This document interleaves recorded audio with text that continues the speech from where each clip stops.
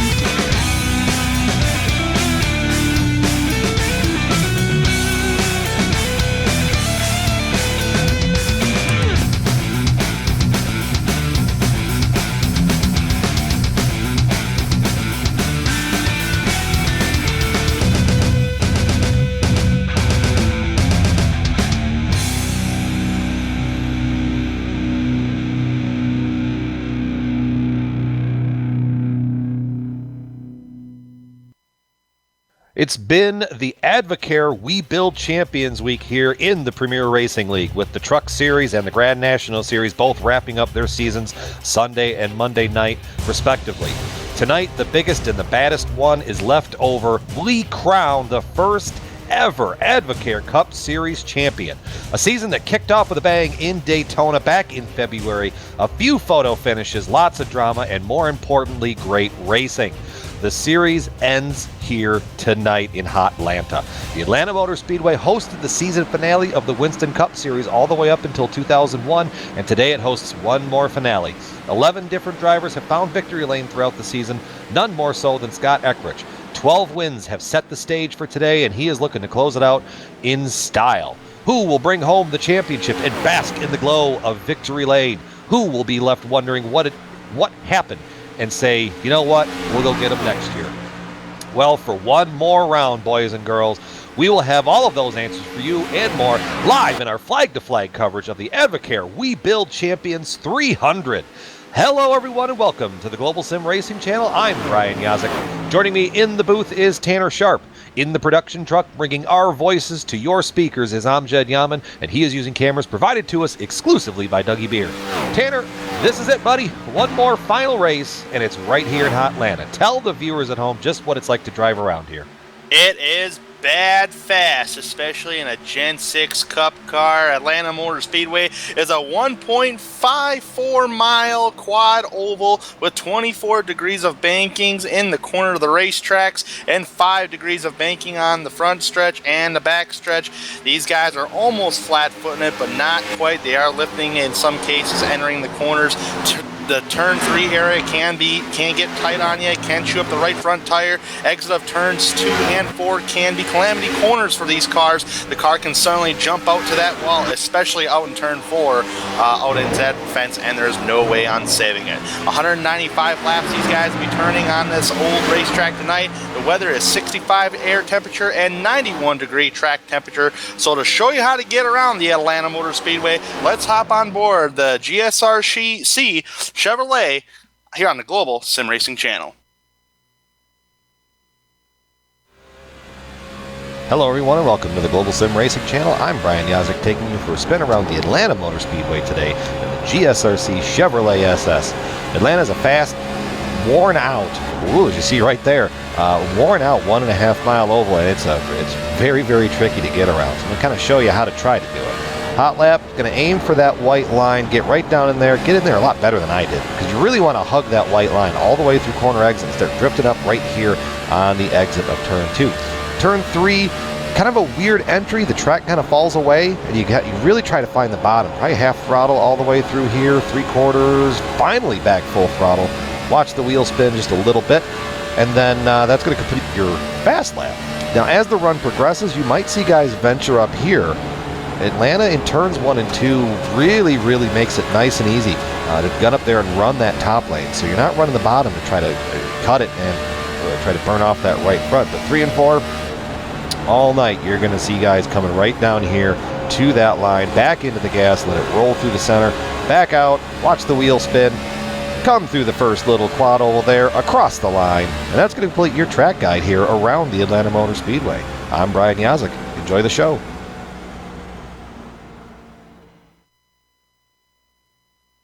Welcome back here at the Atlanta Motor Speedway, and that was a ride around the track to show you how to get around here. And before we get on to all the other hot topics that is going on besides the championship stuff, let's get into the championship stuff right away. That is Scott Eckrich on top of the board with a 19-point lead. He has to start this race, and he has to have a mistake-free race. There's a bunch of cars in this race. There's about 30-some-odd cars.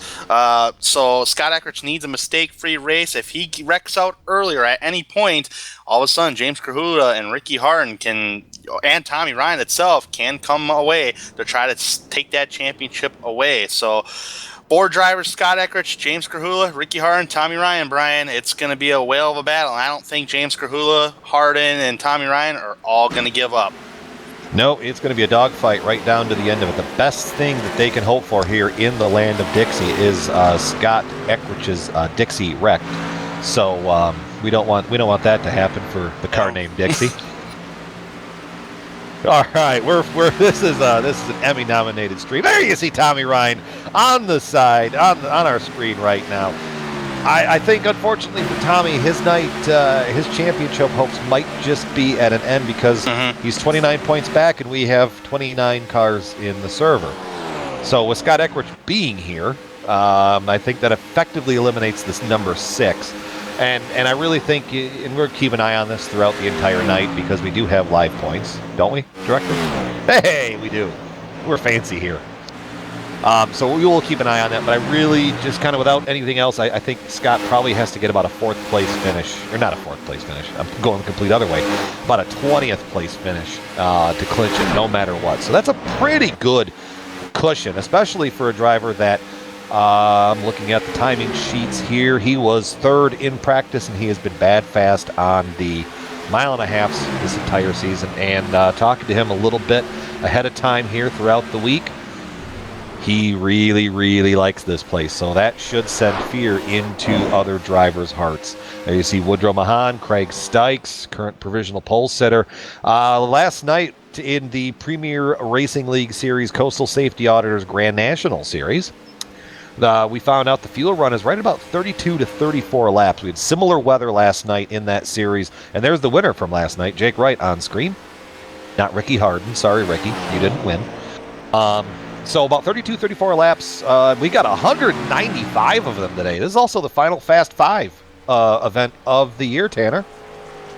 Yes, sir. The final Fast 5 event of the year, and that includes Tommy Ryan, James Krahula, Jeff Ryan, DJ Beverly, and Ricky Harden. So if one of those 5 drivers can win today, they will claim the $50 bonus of the year. Well, I know Krahula would probably like to win because then he can just keep $50. Yeah, exactly. And you mentioned Tommy Ryan. You know, probably the championship is out of reach for him, more than likely. But what a way for Tommy Ryan. If he can win today, what a way to end out the year by getting that $50 bonus.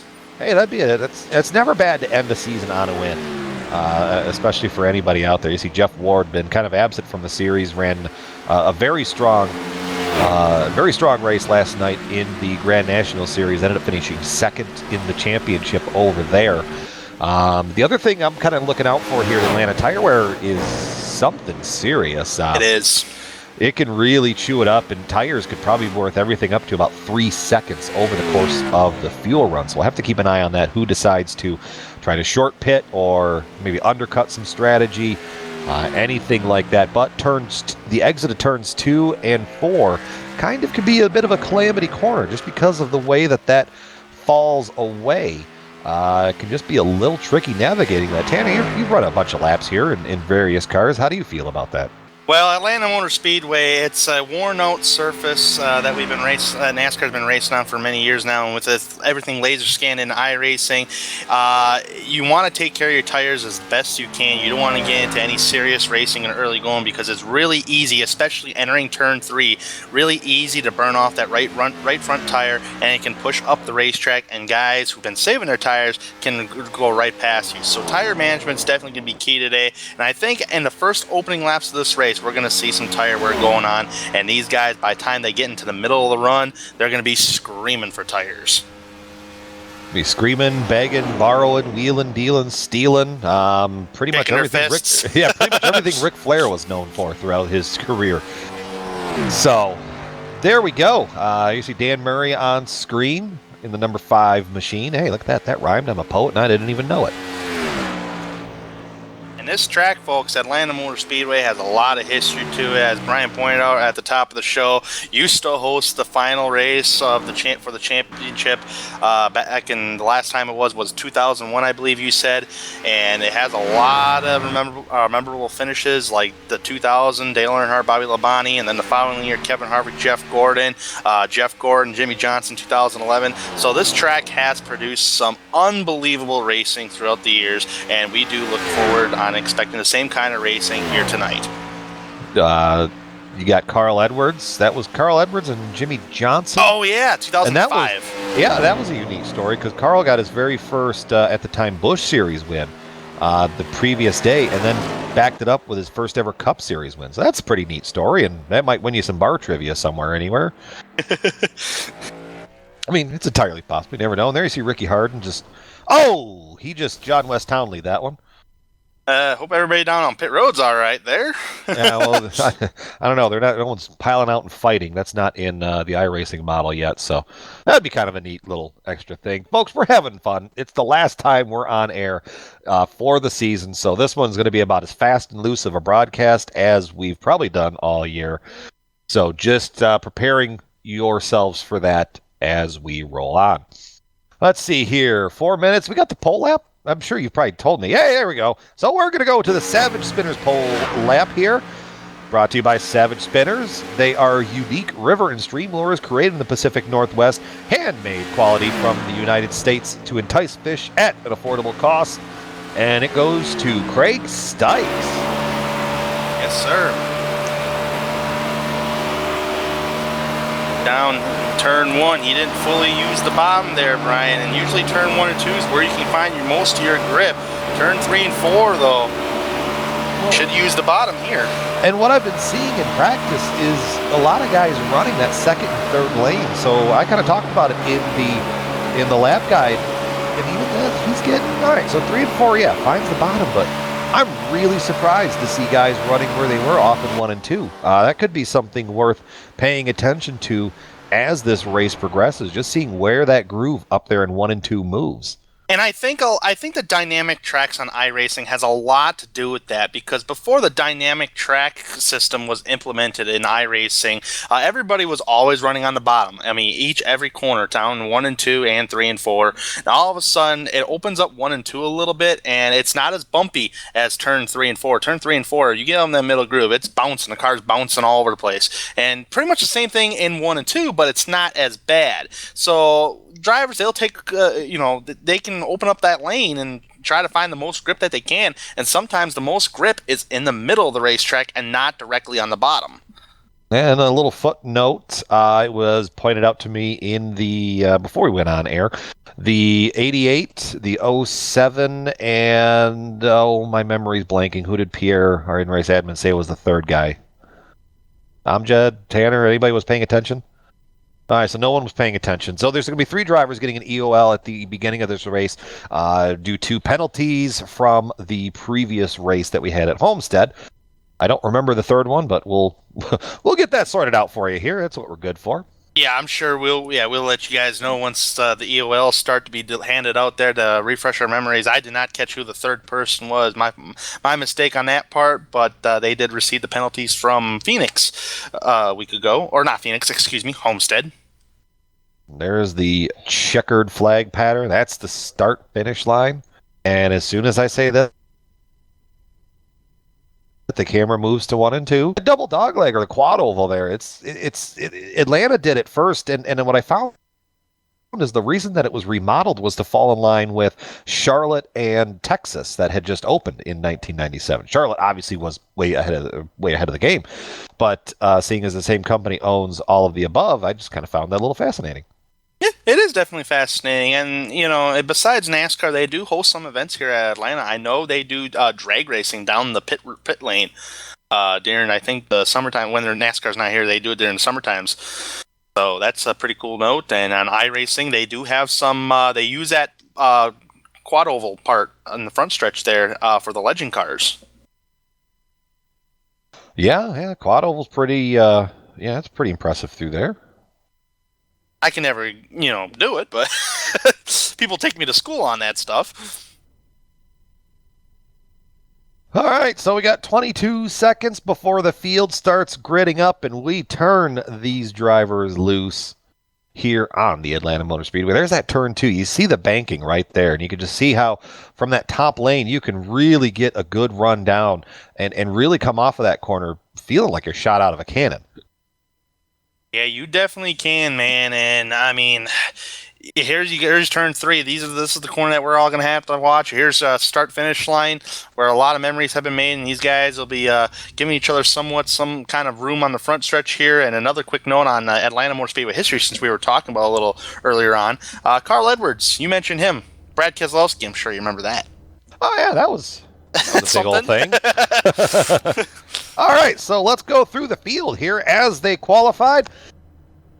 Craig Stykes on the pole to Troy Haight with his outside. I think that's a season best qualifying effort for the driver of that number 82 machine, Will Worsler. Look at that. Last car loaded motorsports. 1, 2, 3. I think they got the hot shoe here. Scott Eckrich, championship leader in 4th. Jeff Ward, 5th. Drew Carroll, 6th. Rhett McBride in 7th. James Grahula, championship contender there in 8th. Nick Cohan, the jerky man, in 9th. Travis McQuestion rounding out the top 10. And outside time starting 11th tonight is championship contender Tommy Ryan in the number 6 machine.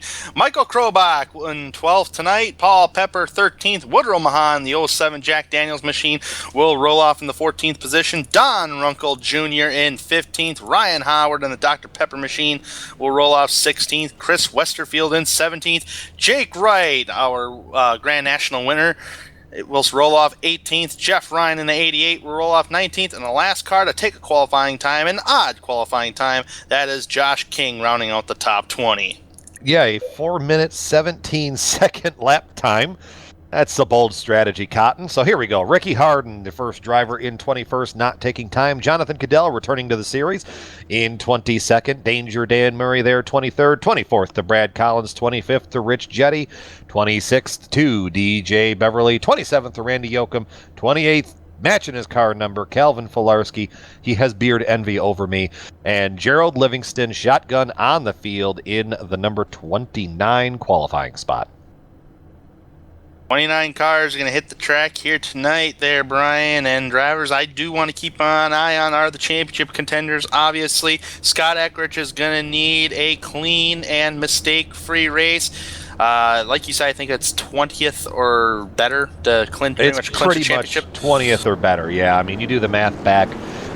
We have 29 drivers taking time tonight, or 29 drivers on the track. Jonathan Cadell. Because Jonathan Cadell's connection leg dropped out while they were gridding, so he's going to end up starting from pit road, and I don't think DJ Beverly is here.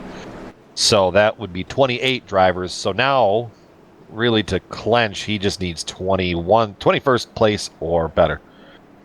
Yeah, pretty much. So he's going to have to be one of the first guys to either wreck out early or something, but that's almost highly unlikely. But hey, anything can happen when you're racing NASCAR-related stock cars. And their field working down the back stretch. Pace car will... in turn 3. Yeah, here, you got to watch that corner entering there, Brian. We've talked about at the top of the show. It might get tight on some drivers. All righty, Craig Stykes leading the field through 3 and 4. And Ford Mustang pace car pulls off. And for one more time this year, Craig Stykes going to lead him down. Green flag is in the air. We are underway at Atlanta. The We Build Champions 300 is underway. Craig Stykes, look at that run. Wow, going off into turn 1. He has all the real estate to himself. That would be Will Worsler there in the 2nd position, falling in line. Troy Haight in 3rd, but he is under fire bright and early from championship leader Scott Eckrich. Yes, sir, but that first side-by-side battle right there is between that 89 and 87 of Drew Carroll. Oh, boy, that was contact, I believe, from Jeff Ward and Drew Carroll as Stykes will complete lap 1 of the race. Rubbin's racing, but at 190 miles an hour, that's pretty brave. Look at Eckridge getting lined up on the top side of the track. He's going to get 1. He's going to get 2 coming off of that turn. Look at that run. And then there's Cadell coming off of pit road. He's just going to try to fall in line. He's the only car 1 lap down, so no harm, no foul to ride it out this early. Oh, pardon me, sir. In 1 corner, getting 2 spots. Look at that. That's the 87. He's getting some lanes there on the bottom. Oh, look at that. This is the best racing in Atlanta. Oh, put it out. It's Calvin Filarski. First caution of the day here at the Atlanta Motor Speedway. It is Calvin Filarski, and I believe that happened at the entrance of turn number 1. It technically started at the start-finish line. Oh, he made contact with the God. Cadell.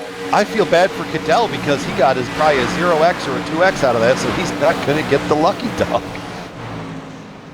Oh, boy, yeah. Oh, no, he may have not hit him. No, there's some damage on the side of that 70 machine. Well, I tell you what, Calvin Filarski just pulled a Carl Edwards, Brad Keselowski, more like a Brad Keselowski moment on that front stretch there, hitting the outside wall extremely hard, but this time he did not flip over unlike Brad did. This will bring out the first caution of the day. Anybody down pit road? I doubt it.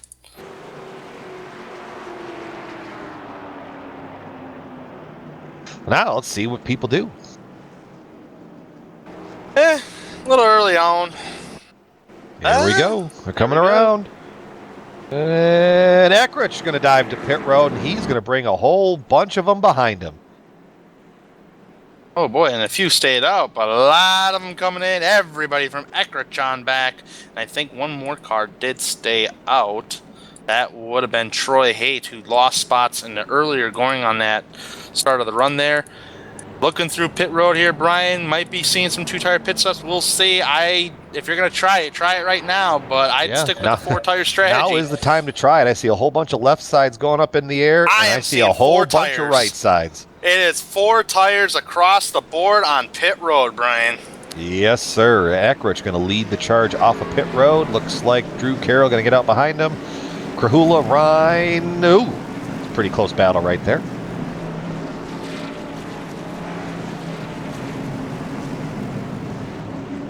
So yeah, I don't believe Cadell got the lucky dog. I think he got an X or some damage when Filarski was bouncing around on the track there. So kind of a bad break. He was just trying to run low and get to the back of the pack, and trouble found him. That's honestly for Jonathan. That's been the story of his season. He's just trying to run his own deal, and then something finds him.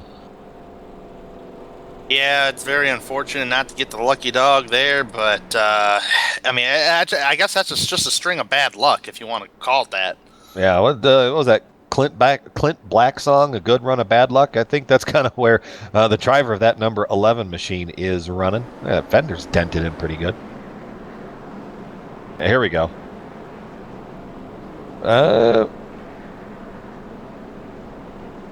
Trying to get the GSRC blimp or chopper. He's got some right front damage. Here we go. I'm surprised he's not hitting pit road trying to just get that fixed, because that's pretty scuffed up there. Knows it could be minor damage, but you never know. Gotta let everybody by.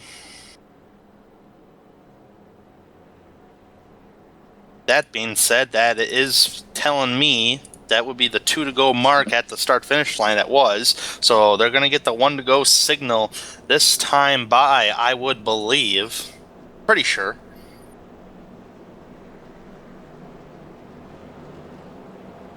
So, yep, and all that. So just there's really not a whole lot to talk about. It's only been a couple laps, and everybody's pacing under caution. So we're stretching now. We're in fill-out time, I guess, if you will.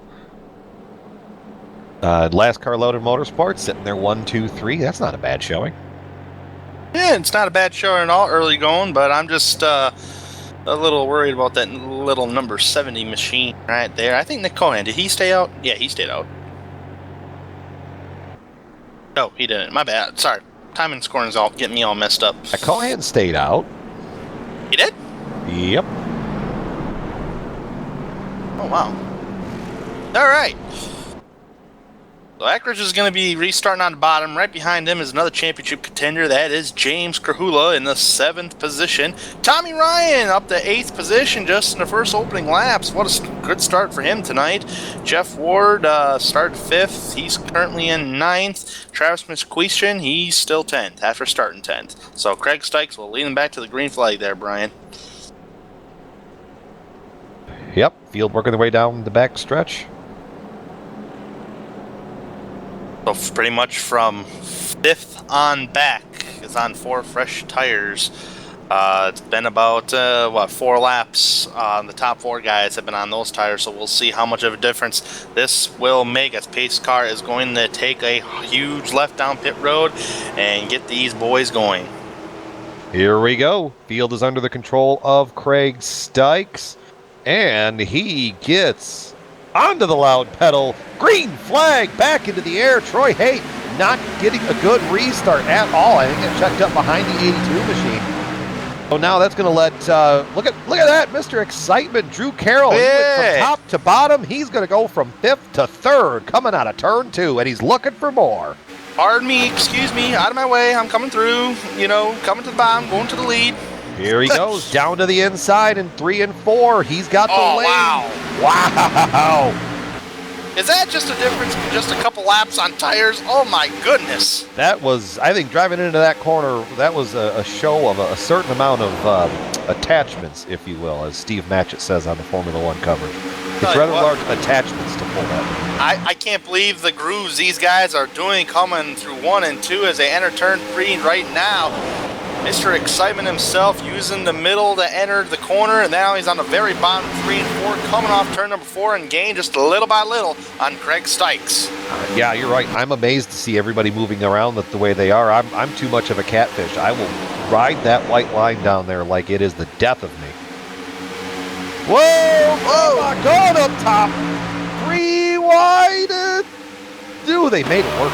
I think he backed out of it. I don't feel too good about this. I think the worst. You guys know, hey, this is the last race. Who cares? Let the rough side drag. Oh man, look at it. I mean, from Krobach on back, it's just a hornet's nest. Yeah, it's like driving around. Right, dives it in there. Holy cow! Get some, Jake Wright. There goes Krobach back up to the top lane. He's going to prevail. Yeah, he got clear of Tommy Ryan. I was waiting for the camera to pan around. Man, I don't care how bumpy this track is. This track's producing some awesome racing. Yeah, it makes me want to climb out of the seat, grab a steering wheel. Grab the steering wheel and eat my house of jerky beef jerky, huh? Yeah, there you go. Looks like up front. Ray Wyatt. Battle. Ooh, God, look at that. Oh, right Howard! Back out front, though. Drew Carroll looking at the lead, going through turns 3 and 4. He's got the advantage. Ooh, he's going to push up. Not quite enough room to stick. Craig Stykes kept his foot in it, but he's got it. Oh, they're wrecking on the front stretch. Travis McQuestion's going through the grass. So is Ryan Howard. And that was a hornet's nest back there, Brian. Yeah. Well, remember, Howard was... Oh, did Howard get a little bit of help from the 89? He may have. The 9... All right, we're going to show another no contact with the 89. Oh, man, we need an onboard with the 89. Let's see here. He gets real close. Oh, no, it was just the 93. Loose. Yeah. Boy, that was a pucker moment. That was a pucker moment for Ward. Man, you want a pucker moment? Watch this. This would make me jump out of my seat. On board with the 89. That is the wall back there. On board right here with Jeff Ryan. This is coming off turn 4, or Jeff Ward, excuse me. Guys, McQuestion snaps loose. Sometimes that's the easiest way to get 2 spots, where they just kind of clear each other out right in front of you. Well, that's only one time you get permission for somebody to come across your nose like that. Yeah. Back out front, Drew Carroll leading the charge, but here comes the 70 machine. Scott Eckridge got a great run from top to bottom. And look at that. Move the number 70 machine to P2. Now, how hard do you press here? I mean, he doesn't have to win the race. Can he just sit back and maybe conserve his tires a little bit? I don't think he cares. I think it's the last race of the season. But I know Scott. Might. He wants to win and lead everything. Yeah, I mean, and that's his job. I mean, that's what he wants to do, and that's what he's going to try to do. As you can see the difference on tires, though, between Stykes, Eckrich, and Carroll. Though Stykes actually stayed on under that last caution. Now he is losing those top two guys right now. I mean, I think it's a little early to tell how the fuel strategy will play out, but these guys can go about 33-ish laps. I mean, they're running faster than we ran last night, obviously. Well, if you stayed out that last caution, I hope you left it in fourth gear and clutched it.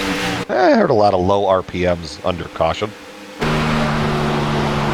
If anything, we might have a battle for the lead between Mr. Excitement and the Dominator, Eckrich. As they come off turn number 4 here, Eckrich gets a huge run off of turn number 4. He is hunting. He's looking. He's going underneath him down in turn 1, and he will snatch the lead away. He's got the lead. Looks like Drew Carroll got a real big push off of the corner, and that's what really let Eckrich get that run. Now, is Eckrich going to get a Now, I wonder if Eckrich is going to get... I wonder if he's going to lead a lap and then maybe give the lead back to Carroll. I know that's not quite in Eckrich's nature, but let's see what he does here. Because now he's the only championship contender to lead a lap. His worst case scenario. Here comes Carroll back to the outside. Don't know if it was planned, but Carroll definitely didn't.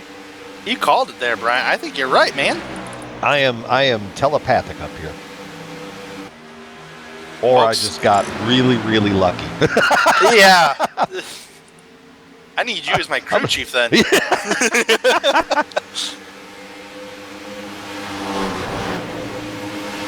So that's the action going on out front. Let's find something to talk about here. What's going on throughout the field here? Any other battles besides this race lead? Well, someone I'm seeing charge through the field is the 38 machine there of Michael Krobach, an HPP simulation machine. He started back there. Oh, Eckrich pushed up the track just a little bit, almost making contact. They're still filing it away side by side. No, I think he just letting that go. I'm still keeping my eye on that 38 machine. He's just driving and charging through the field.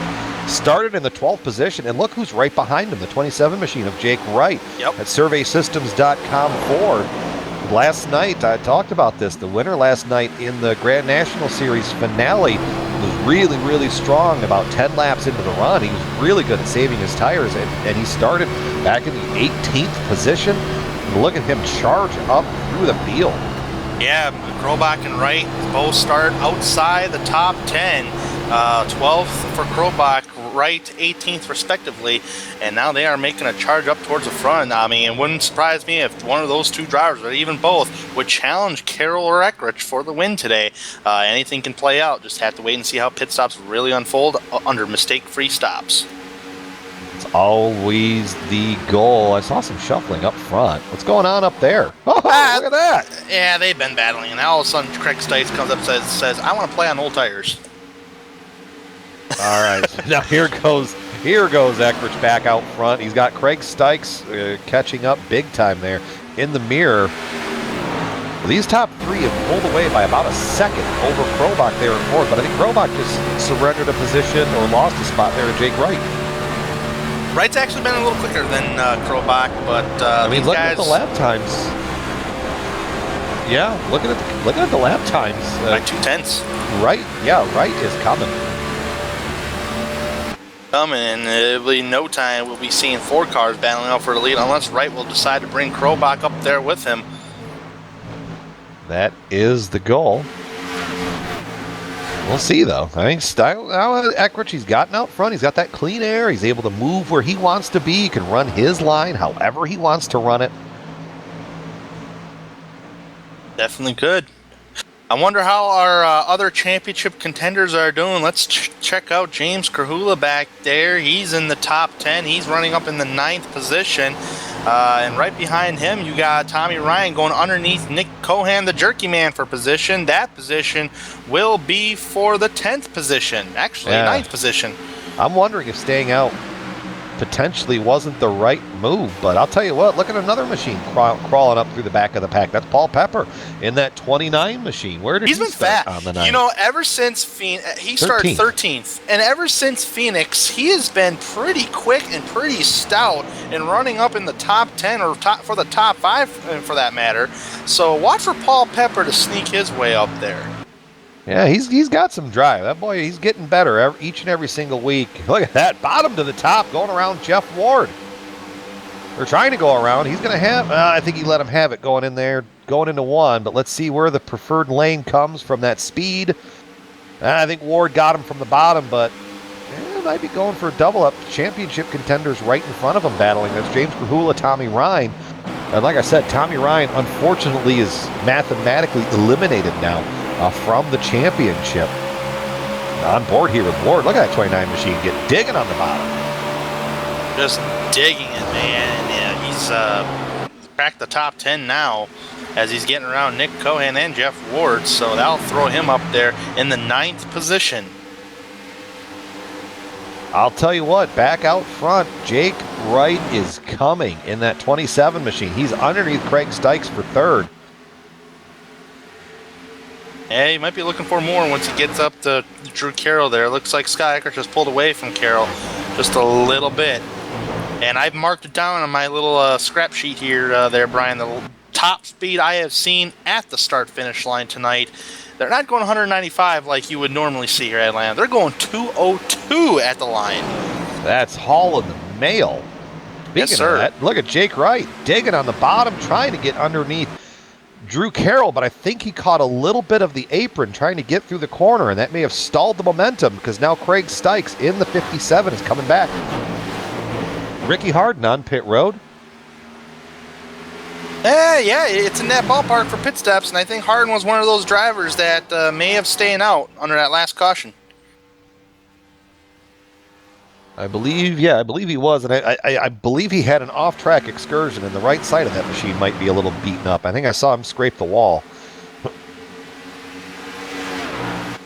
Jake Wright just got around Stykes and Carroll, and now he's got a little bit of clean air to work with to catch Scott Eckridge. Eliminated from championship contention the previous round, but I'll tell you what, nothing better than going and playing spoiler and go out there stinking up the show and winning the last race of the year because it gives you the whole off-season bragging rights. Definitely does. And that should give him some pretty good momentum entering the next season. A couple more cars on pit road. The number 5 of Danger Dan Murray. I'm amazed at watching this high line here. Don Runkle on pit road. Ryan Howard on pit road. Yeah, pit window is open. Here comes Cohen. Now, these are guys that stayed out. Looking at the lap times, Wright has been quicker than Eckridge. I don't know how many times I've been able to say that.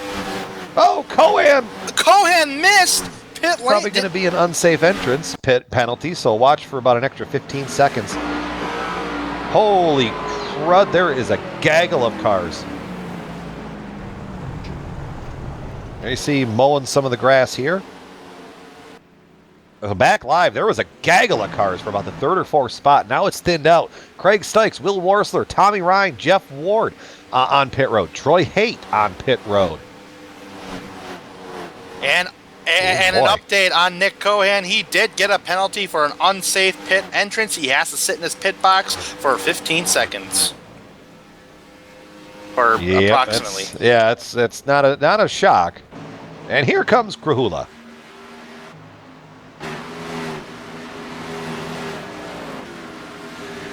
Well, you could bet your bottom dollar, folks. This is all going to be 2-tire pit stops. And Krahula got down. 4 tires, but 4 tires. Excuse me, I'm thinking 2 tires. Yeah, but 2-tire pit stop. Bet your bottom. Oh Lord. Try for the controversial 3-tire pit stop. Leave the left rear the same. It might work. I've heard of people doing it in NIS races. Randy Yoakum say he's going to hit pit road. Here comes Livingston.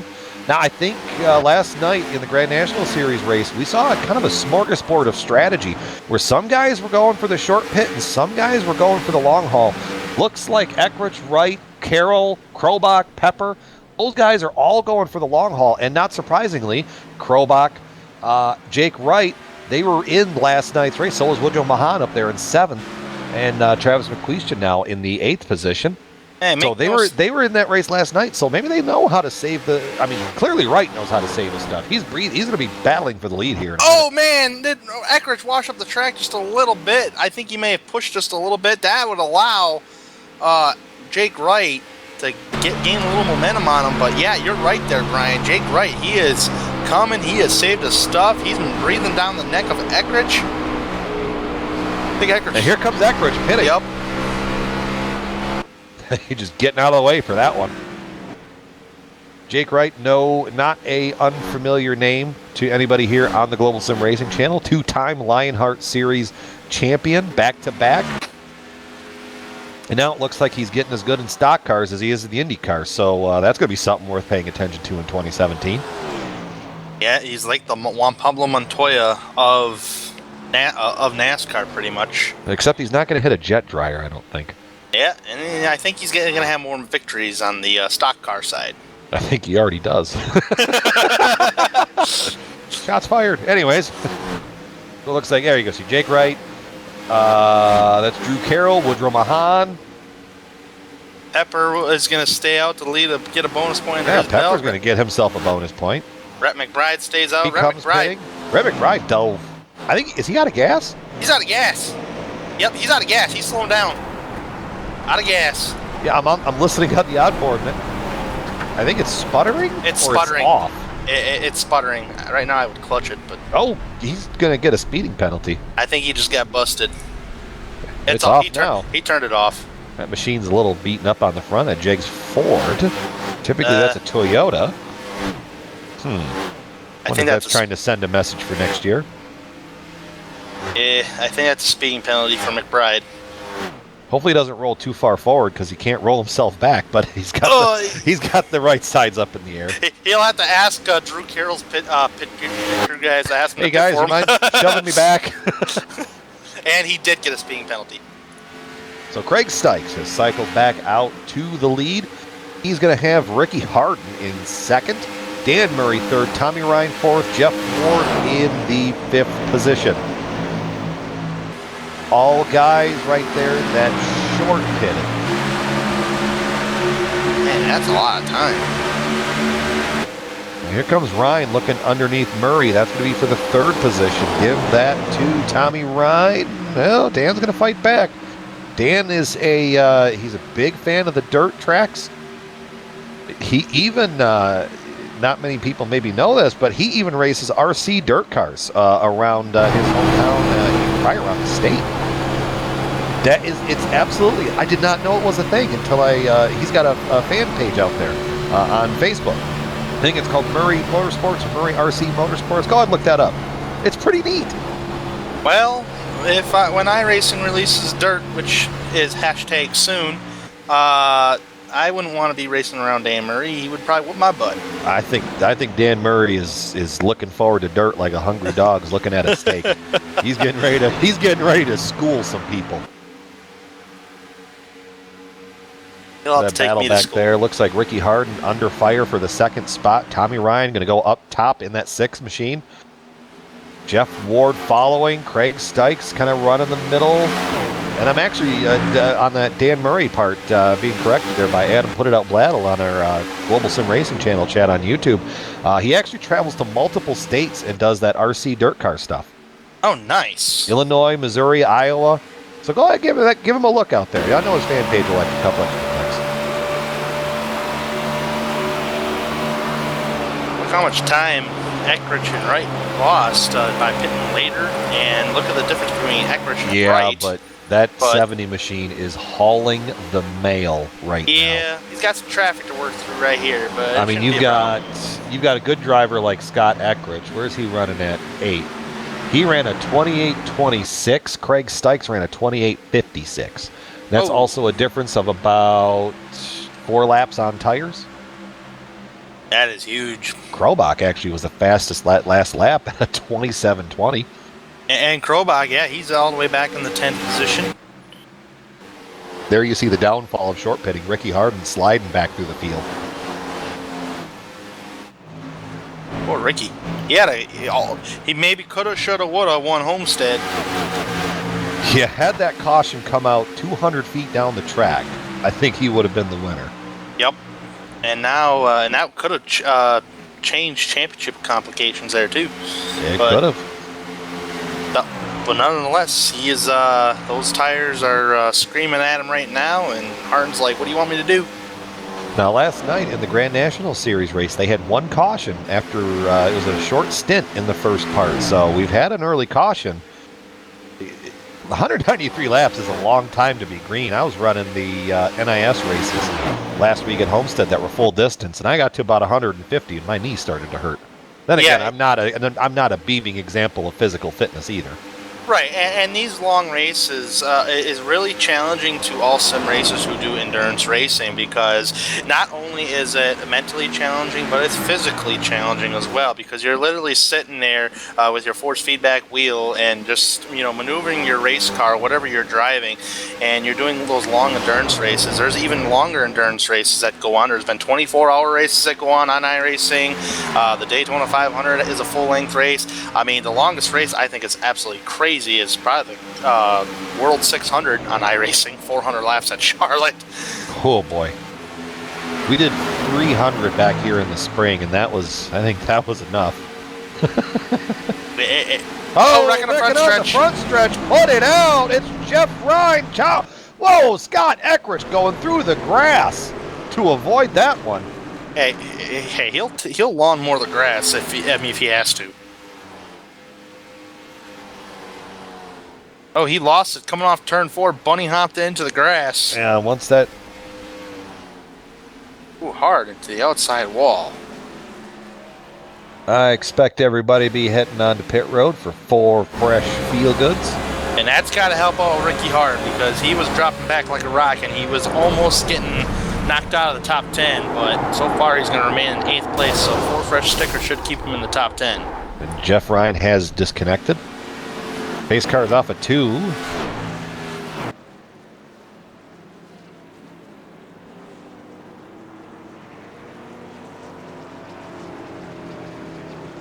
Let's see what happens here. Well, these guys will have to go down their pit road. Just make sure of one thing. They got two responsibilities. Don't speed on pit road, and don't overdrive your pit box, because if you do, that can mean a lot of time towards another driver that it had a perfect pit stop. Yep, so that's going to cycle its well out. Great. Krahula's going to stay out. I think he's going to try to lead a lap. Negate that bonus point. He's got to try something different. And one more footnote to Dan Murray's RC dirt tracks. They have a RC Chili Bowl down in Tulsa, Oklahoma, and Danger Dan Murray is going to enter that event. Oh, wow. So yeah, it might be a good way to go up there and get him. Give that Facebook page a plug.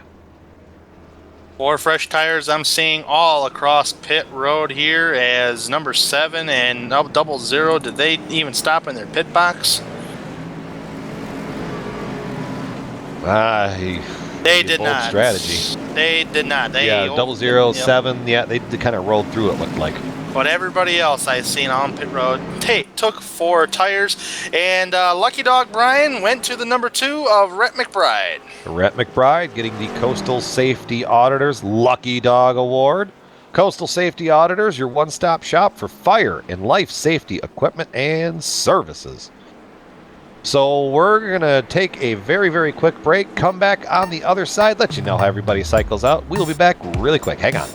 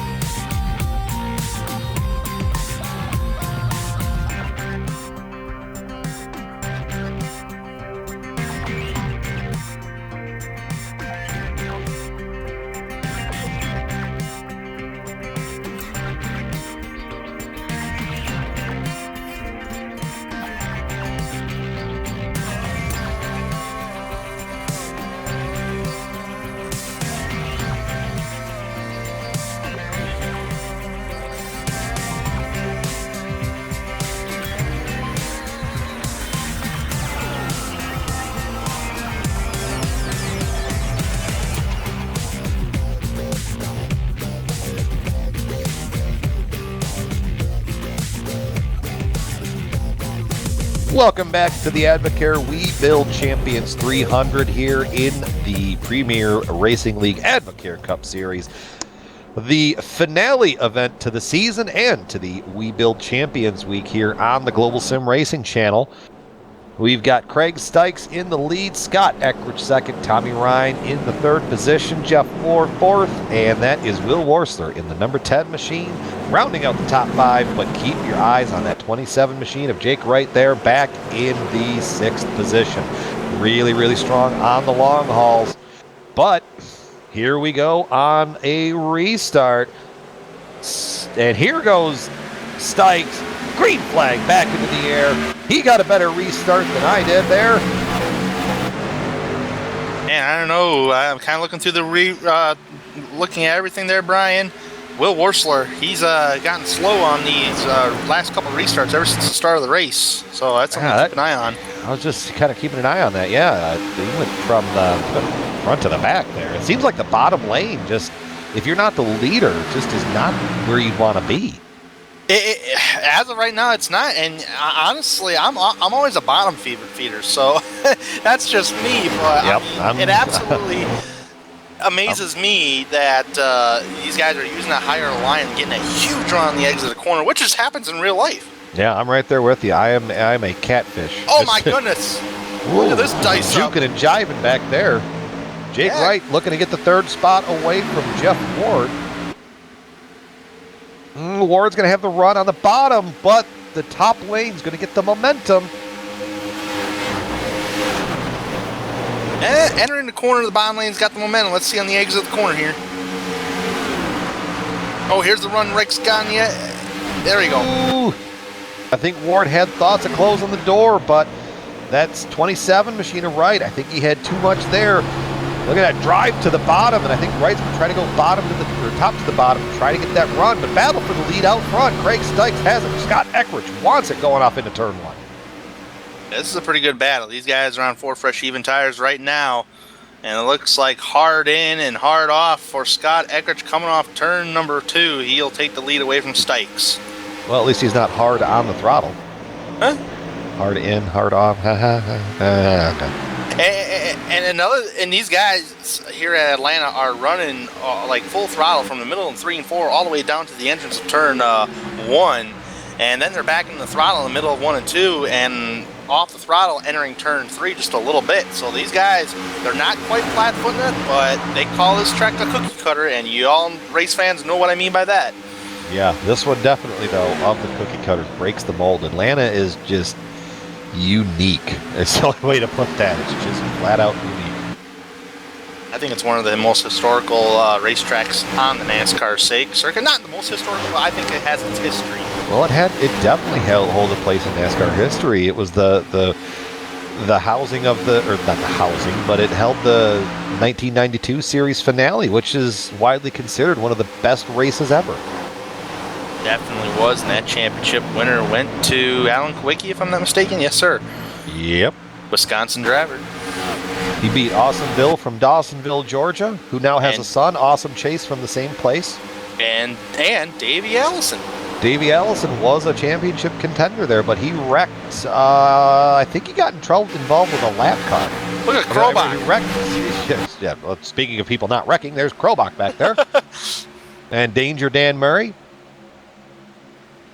Or Dazzling Dan Murray. I'm trying to think of different names. I'm trying to give Sean and Chris, the announcers for next year, I'm trying to give them a whole lot to work with.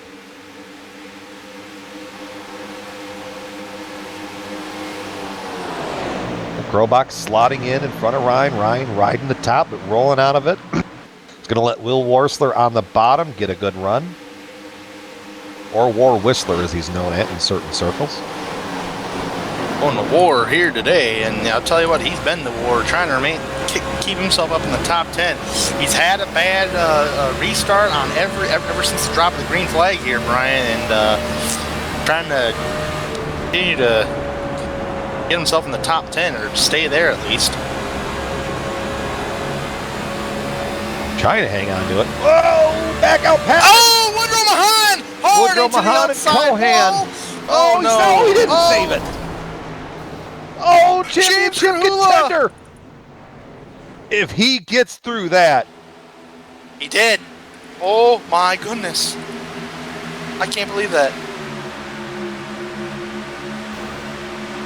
Yeah, we gotta. Well, first of all, that looked like Cohan just pushed up out of the corner and got. Oh God! How did Krahula get through that? I think he may have gotten damaged. We need an onboard with that one. All right, here we go. What do you do? Watch us, folks. Onboard camera view. Reckon. Where do you go? He got through that. Wow. Amazing. Whole field hitting pit road here.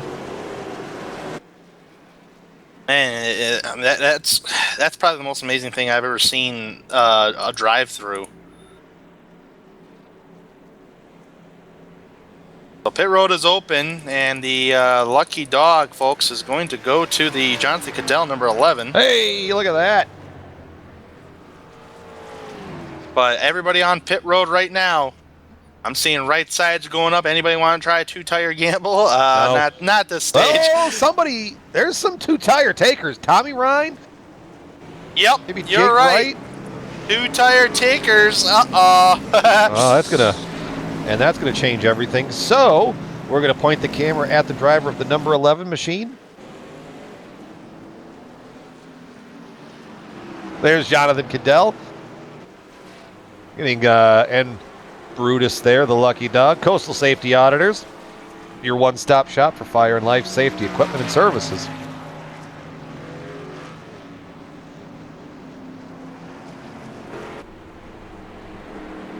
Very interesting. Did Wright really take two tires? I don't think he did. I think he took 4. I think he took 2. I'm just looking at the pit time. Wow. I think Dan Murray hit back to pit road. Here comes Caddell on the pit road. I was the lucky dog. Why not? So yeah, Tommy Ryan on 2 tires. It's an interesting call, but I mean, he's trying to do what he can. I mean, the championship's pretty much out of reach, but you gotta understand, he's one of those Fast 5 drivers. He wins today, he'll get $50. Oh boy. I know it's early, but I mean, if he's gonna try this two-tire strategy, he better do it now, because if he does it later without knowing the outcome, he could be in trouble. Yeah, I mean, it depends. Tommy's typically good on the tires, so I mean, maybe he thinks it can make it work, but I don't know. I don't know. That's why I asked you to be my crew chief, but I'm not a great crew chief. I'm a great driver. Get me into a spot where I don't have to think a whole lot, and I'm pretty good. You make me start having to make decisions, and that usually doesn't end well for me. I'm not a crew chief either. I'm more of a driver, and I like racing on the racetrack, as we should get the 1-to-go signal this time by when they come to the start-finish line. 130 laps to go, 3 cautions for 11 laps, so it's been a fairly clean race. Overall, some cautions here and there. We have yet to see green flag pit stops, but I'm pretty sure once these guys get all fanned out a little bit and start relaxing on themselves, we will see some green flag pit stops. Oh, green flag pit stops are always exciting.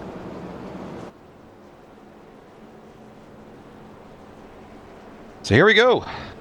Tommy Ryan, Adam Blattle on our chat's making bets. So if you want to be a part of that, go on and take a look there. I'm not really a gambling man. Oh, I am. Only if I go up to Oneida Casino up in Green Bay. But other than that. But nonetheless, center and turn number 3, these guys are going to get unleashed once again. And just curious how these 2 tires are really going to stick for Tommy Ryan. I think he's going to be on the loose side of things, tight. Well, if you want to confirm Illuminati, they're in turn 3, which is double of the number 6. They are on lap 66, which you divide by 2 tires is the number 33, which is divisible by the number of cautions that we have of 3. Green flag going back in the air. Tommy Ryan didn't get a great start on those two tires. Eckridge keeping right pace with him. I promise I was going somewhere with that, but kind of like a walk through the woods. I got lost about halfway in the middle, and I got hungry. If any of you math majors could figure that one out, let me know. It's just a rambling of a Midwestern race fan.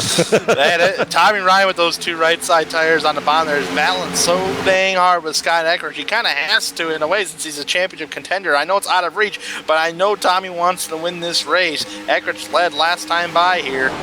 Yeah, and Tommy Ryan digging on the bottom. Oh, Stikes! Craig Stikes! Not good, not good. Got a little pushed up, hit into the side of the 89. Look at that! Drew Carroll, top to bottom, 3 wide going into turn 3.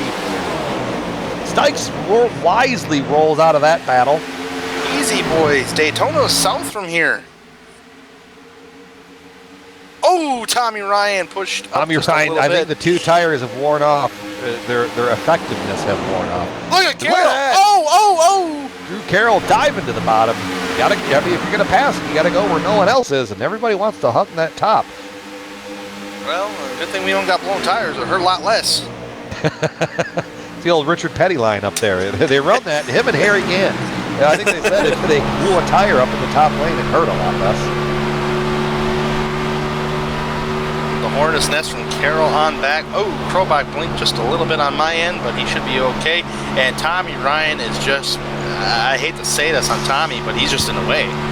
He's hanging on to it. Krobach now up into the 3rd spot. I don't think I can confirm any Illuminati there with those numbers. 70, 87, 38. 38 divided by 2 is 7. Nah, never mind. Oofa. Yeah, I didn't do good. It took me 3 times to pass it in college, and even then I think the only reason I passed was because the professor graded me on a curve, and somehow a 59% became a 63. I don't know how it happened. Well, at least you passed algebra. Yeah, it took me 3 times. 3 times. There it is. Okay, pre-algebra. I don't want to talk about that. And you kind of look into the field here just to see what else is all going on.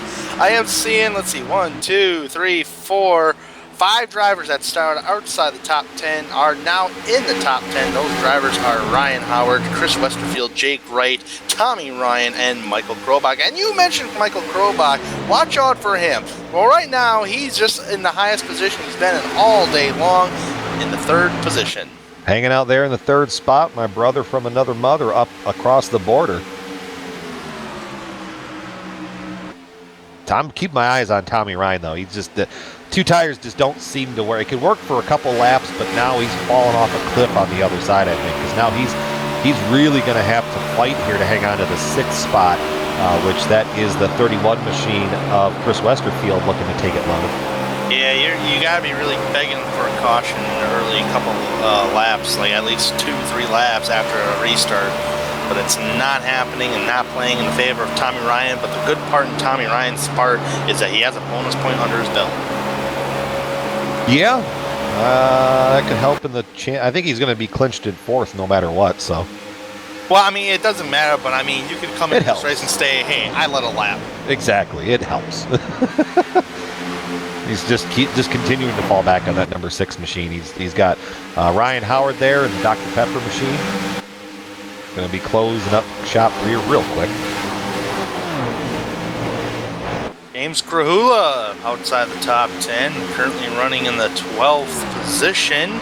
Started 8th, had a heart attack there for a moment while dodging a wreck.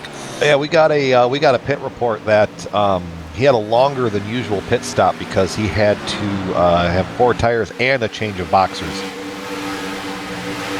And yeah, literally a change of boxers. Or briefs. Maybe he's crazy enough he doesn't wear anything. I don't know. No comment, but anyway. I warned you this is going to be fast and loose. I warned everybody. Yes, you did indeed. And right behind James Krahula is Ricky Harden, and he started 21st, up in 13th right now. He's having a solid night. Coulda, shoulda, woulda won Homestead, and so far I'm sure he still has some of that momentum from Homestead. He is still bringing here at Atlanta, so keep an eye on Ricky Harden as this race goes on. Tommy Ryan, meanwhile, right ahead of him, is dropping back like a rock on those 2 tires, and it's just not sticking well for him. He is begging for a caution, and if caution doesn't come out, he's going to have to come down pit road sooner than later. Ricky Harden, his night on the scoring ticker, it's been like a roller coaster. Been up, been down, up, and he's just crawling back up through the field again.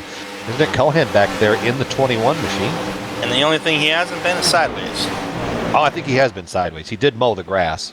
Okay, sideways, mow the grass. You're welcome, track president. Usually in Charlotte, they used to say you're mowing Humpy's grass. And Daytona, they said if you hit the grass, well, then you're just making Big Bill France angry. It's very true.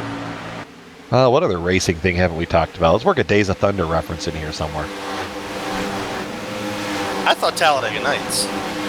Yeah. Ricky Bobby. I kind of like this battle right here in the top 5. Carroll on back because Jeff Ward's kind of pressuring Krobach just a little bit here. And nothing's producing just yet, but it's definitely worth keeping an eye on. I just took a glance over at the scoring monitor, and the last lap, the top 4, 69, 65, 63, 66, was the top 4's lap time. So, I hashtag digging. Nick Cohen, what's going on with Cohen? I think he just went through a trip through the grass. He was on the top side of Tommy Ryan, caught the wall, and just decided to do a little bit of mowing. I hope he didn't. Wow, yeah. He got some airtime. Wait till you see the end of this one. He never hit the wall. yeah. He got some airtime there. He's going to go through here. and folks, that is not the front of the race car. That is the rear end. Wasn't Hazard County and Dukes of Hazzard based in Georgia? Anybody? Well, anyways, I'm going to make the joke anyway. He just did his best. Bo Duke going through the front stretch right there. And unfortunately for Nick Cohen, he did receive a penalty for an unsafe pit entrance. He's not called. The server, that's just the server being... That's just the server. That's not the race admins, folks. That's I think just he's the server. out of the car. I think he might be parking that one. Because he got, after that, he got real loose in 3 and 4 and almost wrecked again, so... Well, on Nick's part, he probably, if he does decide to, park it for the day, he'll be eating some jerky and watching this race. It's not a bad spot. I guess he's the K&N man now. He's in the orange colors there. There's Scott Eckrich, ready to frag on the hood. I finally figured out what that sponsor is. Frag. Ready to frag. It's oh God, I've already forgotten. Great. You're welcome. It's basically server hosting for competitive gamers and stuff like Counter-Strike Go and stuff like that. Because Host Venom, the other company on that card, does a lot of web hosting and traffic and stuff like that. I guess Ready to Frag is a division of Host Venom, and it's more the gaming division. There you see the battle for P2. Krobach had it, and Carroll got it right back. When I first was racing against Scott Eckrich, and I was kind of pushing him at Daytona, and it said Ready to Frag, I didn't pay attention to the words on the back. It just said frag, and I thought he was sponsoring frag grenades. I'm like, what the? That'd be great. Hi, I'm Scott Eckrich for Frag Grenades. Drew Carroll. If you don't chew Big Red, then I can't finish that one. The big move right there from the 10 machine. Will Worsler, man, I tell you what, he has made a nice recovery. He's had how many bad restarts, and he fall on his back as 9th place. But now he's back up here in the top 5 and challenging for more. I think if the race could run green, he'd be able to maintain. But everybody kept it pointed in the right direction. Oh my God! I gotta see the replay of that one. Listen to the chatter. Yeah, Krobach said that was a heck of a save. Look at this. Oh boy. Right, left, right, left. I play golf that way. But it's still a hornet's nest though between these guys. Oh, boy, Jesus! Oh my goodness, That got gracious. crazy. I'm speechless now.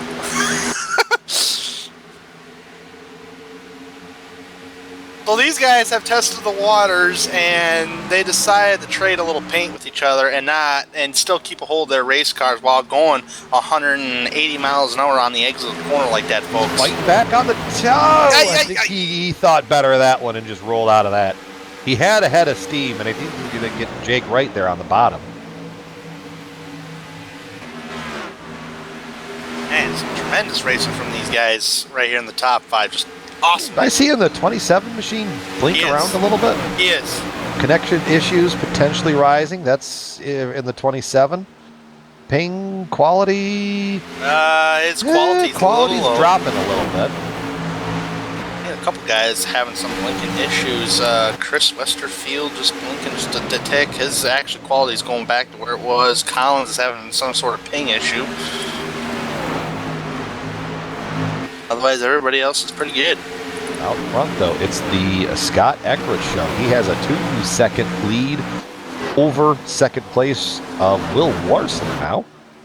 Yeah, Will Warsler, this is the highest he's really been pretty much ever since the start of the race, but realistically, this is the highest he's been all race long. He qualified third. Now he's back up there running in the second position. Had a couple of dismal restarts since his drop of the green flag, and he is hunting for the race lead, pulling away from Carroll. Unique factoid here, Scott Eckert is looking to go 3 for 3 over the span of this past couple days. Sunday night here on the Global Sim Racing channel, he clinched the Truck Series Championship. Monday night in another league, he won the championship there. So he's looking to clinch out the ends of these seasons with 3 straight championships. That'd be something. Just nothing short. I mean, it's as impressive as anything that I've seen in a long while. First car to blink to pit road that was in the top 5. Hopefully he got woe down in Robach time. getting on pit road too. Robach on pit road. You mentioned with Scott Eckert there, and we there, Brian, and we talked about championships, and no matter what you're running, it's still pretty awesome, especially in Scott Eckert's part. Pretty impressive to win 3 straight across the series, I may add. Yeah, that's pretty good.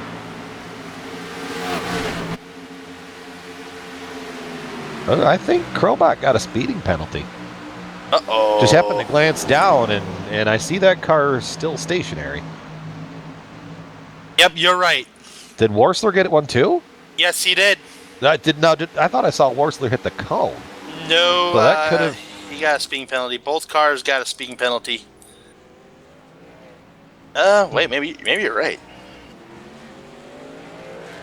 I'm listening to the race chatter.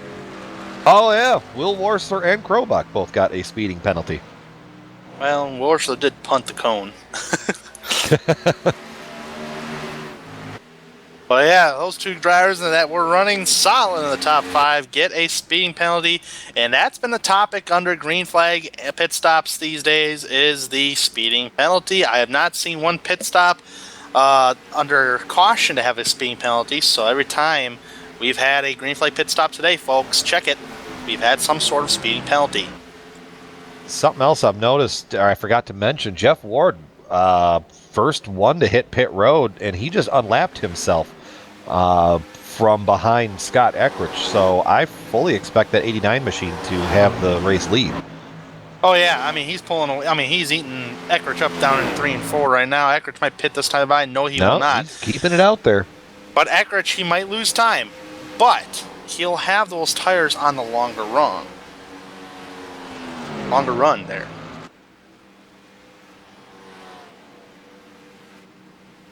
Something to keep an eye on. I was just looking. Travis McQuestion has disconnected. Jake Wright having some blinking issues going on right now as he's trying to battle for position. And race control got over the radio about the blinking as Drew Carroll hits down pit road right now. Oh, he just made it. Right behind Carroll, Troy Haight hitting the pits. Be a shame to see Jake Wright have a run like that ruined by some connection issues. He's got a really, really fast car on these long runs. And believe it or not, that the connection issues plagued Ricky Harden who was that? Harden for the championship run. Dropped the connection with like 5 laps to go at Phoenix. Jake Wright actually lost the connection. The Homestead last in the second to last race of the Grand National Series, effectively wrecking his championship hope there.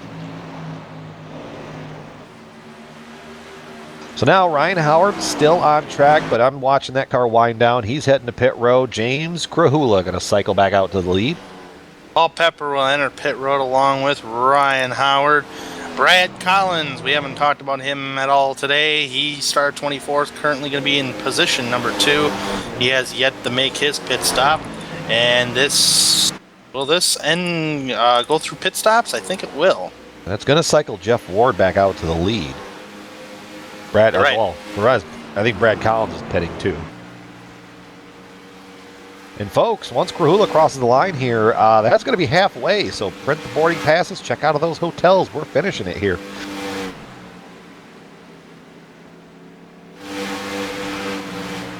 Jeff Ward down in turn 4, coming off turn 4 now. He's going to get the race lead.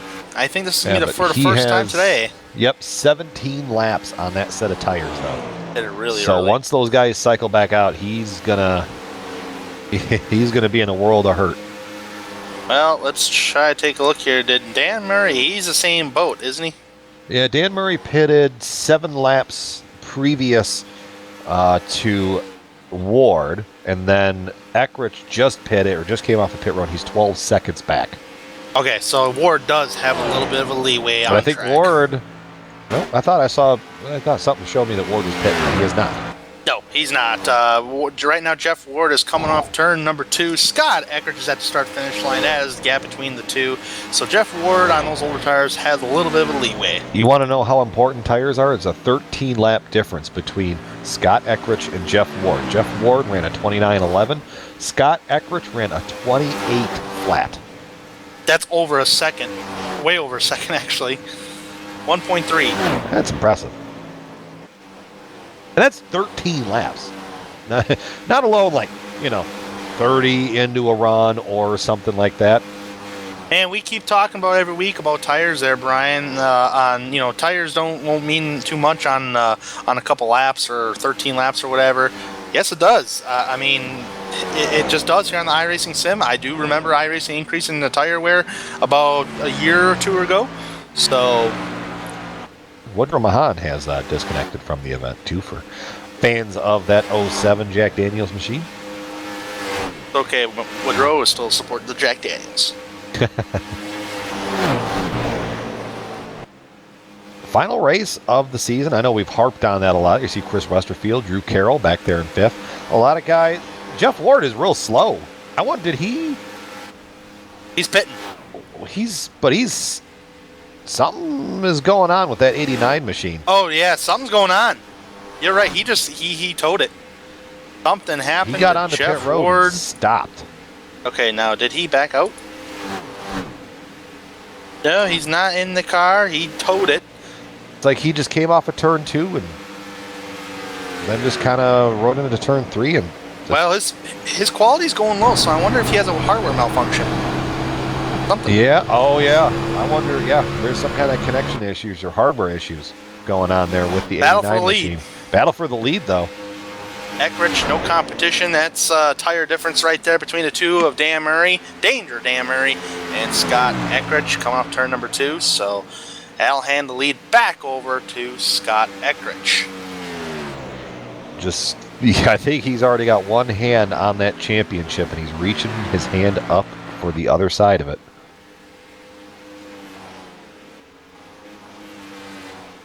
Chris Westerfield, how did he get up there in the 3rd position? I wonder if he pitted early, though, because right now he's battling side-by-side with Drew Carroll. Drew Carroll should get the runoff right here. Yep, Carroll does have the fresher tires over Westerfield. And there's the prevailing spot. A few seconds back, Yeah, Jeff Ward just lagged out. Yep. It's unfortunate. Wow. Well, it looked like he knew he had a problem before we knew he had a problem. Well, actually, boys, I'm just kind of looking here. And Nick Cohan is 26 laps down. Josh King is 22 laps down. Livingston, Ryan, Beverly, Mahan, McQuestion, Ward, and Filarski are all not in the server. So I think we could almost officially crown Scott Eckrich the championship. 20 cars remain on the lead lap. Last car on the lead lap is Brad Collins. So I would pretty much say Scott Eckrich. I mean, it's not over, but it's almost there. I'm just thinking mathematically.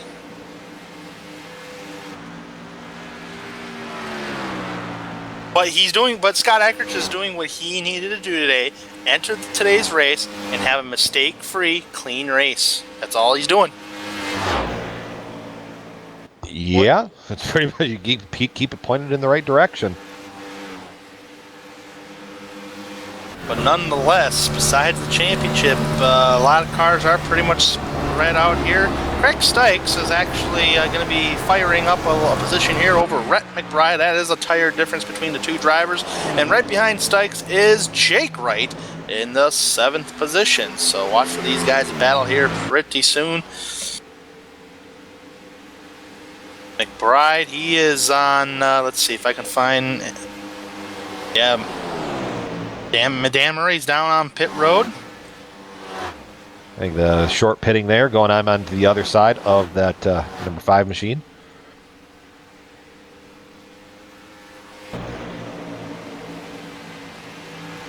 Here, Rhett McBride, he's been out there for 16 laps. Craig Stykes 13, Jake Wright 13. So a 3-lap tire difference between those drivers, except Stykes and Wright. Here we go. Stykes going underneath Rhett McBride here, and off turn number 2, entering down turn number 3. Now with this battling that's starting to brew up here, nowhere for Wright or Stykes to go. That's just going to bring up Ryan Howard. Ryan Howard going to go underneath Jake Wright for a position, and there's a position battle ahead. So we got 4 cars battling for some sort of position here. Yeah, Rhett McBride, Craig Stykes, Ryan Howard, Jake Wright back there. Looks like his connection is kind of stabilized off. Oof. Oh. Trying to listen to the radio communication here. Yeah, there's talking about Brad Collins. That 67 machine apparently is having some connection issues as well. Yeah, I did mention he did have a pretty high ping earlier. Although everybody I'm kind of watching, this is probably the biggest battle on track, Brian, from Stykes on back. It is. So otherwise, everybody else is pretty much fanned out. Nobody racing against nobody except here. Now this position right here coming to the line going to be, should be top 5. Yep, it is 4th, 5th, 6th, and 7th. Ryan Howard. Now that this is kind of settled back out, Director, what do you think? Maybe we should take a quick break? Yeah, let's take a quick break here. We'll come back on the other side, do a little bit of a rundown. Scott Eckrich, your leader, getting one more lap closer to winning his first AdvoCare Cup championship. We'll be back.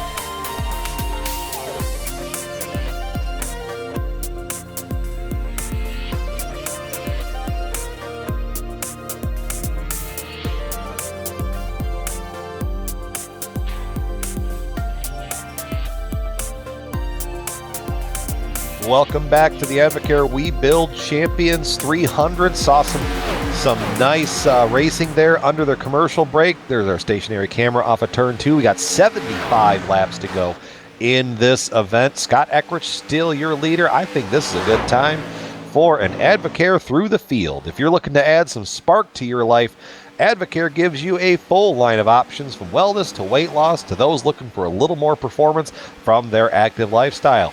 Please contact independent distributor James Krahula at james.krahula@gmail.com or at the link in the description below.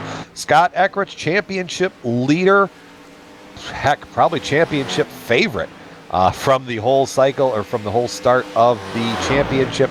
Your winner, 12 wins, or leader right now, 12 wins on the season, has a very, very comfortable lead over second place, which is held by Mr. Excitement, Drew Carroll in the number 87 machine. Ryan Howard getting up into the third spot. Good to see Ryan back on the schedule. That's kind of all I had to say there. Jake Wright back there in the fourth position. That 27 machine looking really stout on these long hauls, running lap times actually quicker than Scott Eckrich. So if he gets a caution, that might cycle things out for the driver of that number 27 machine. Craig Stykes in the fifth position. Pole sitter Craig Stykes. Riding nice. He's been pretty much riding in the top 5 all night, getting a little squirrely off the corner. Paul Pepper back there in the 6th spot. We keep talking about it. Had that really strong run at Phoenix that was thwarted by some technological issues. And just backing that up here, Brett McBride back there in the 7th position in the number 2 machine. Tommy Ryan, championship contender. I guess we could almost call him two-tire Tommy Ryan after earlier. And he actually just gave up the 8th spot to James Krahula.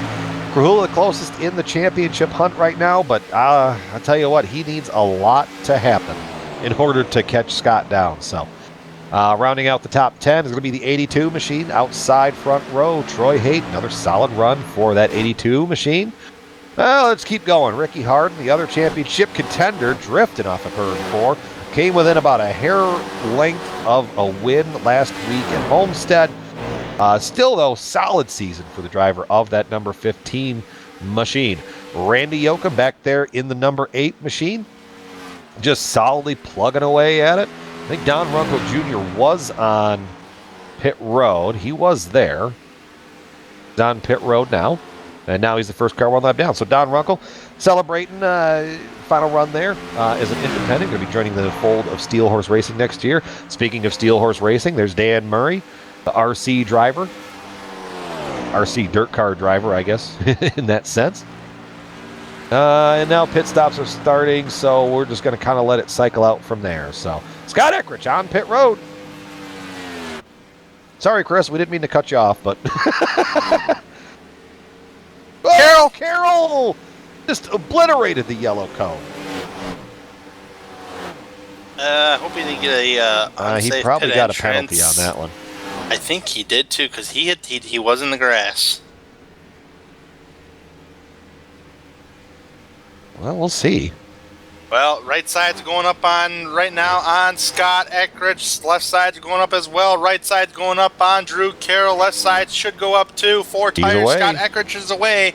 Here we go. Drew Carroll. This is the moment of truth. He did not get a penalty. He is out of the way, spinning the tires. Now it's interesting. We've heard reports that guys are only getting about 32 laps at most on fuel. We've got 67 laps to go. So it's 2 more stops from here, providing there's not a caution that's going to come out and throw a monkey wrench into all of that.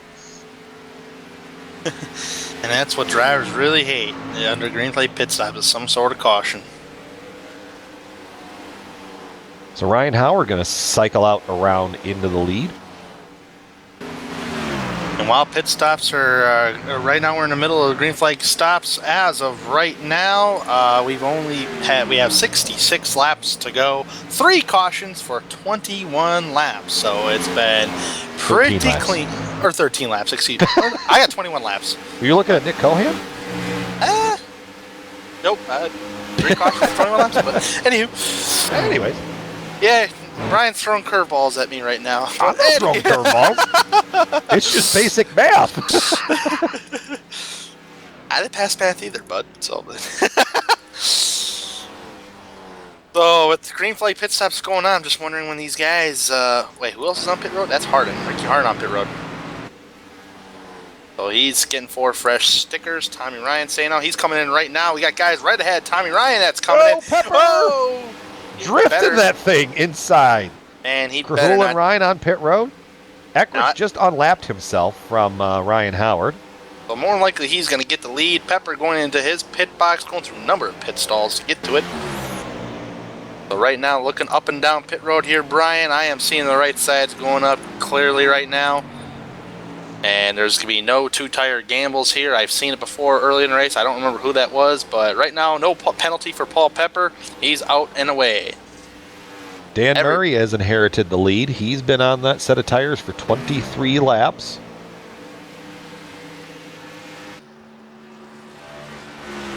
All right, so with that being said, Dan Murray will be the race, as you said, be the race leader. He's at the line right now. Eckridge is coming off turn 4.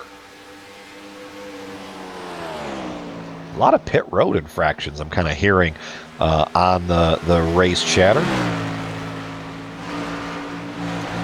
Well, Brian, I have documented earlier in the race, too, every set of green flag pit stops that we've seen today, there has been some sort of pit road infraction, whether it's a speeding penalty or an unsafe pit entrance. And that, folks, is handed out by iRacing itself, not by the race officials. Mm-hmm. Yep, we got no say in that one. I'm not a race official, but, you know. Well, drivers could go on and say, could you clear my black flag, please? You can try. I got no power. I'm just curious how the rear damage Eckridge got right now, but it's not affecting him, obviously. He's got some rear damage back there. Yeah, just bent in just a hair.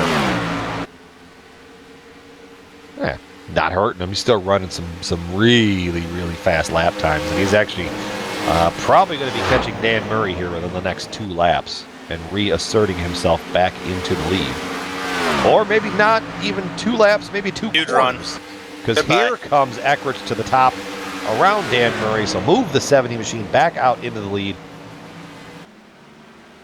Little play and different line strategy. Before he got underneath Rich Jetty, Scott Eckridge was running that middle groove in 3 and 4 there, Brian. Turns 1 and 2 up to the high line to that Jimmy Johnson, Jeff Gordon line from 2011. I'm sure a lot of people remember that race. I'd almost call that the Kyle Larson, the way that some of these guys are heading off in there. Eckridge going back to the bottom.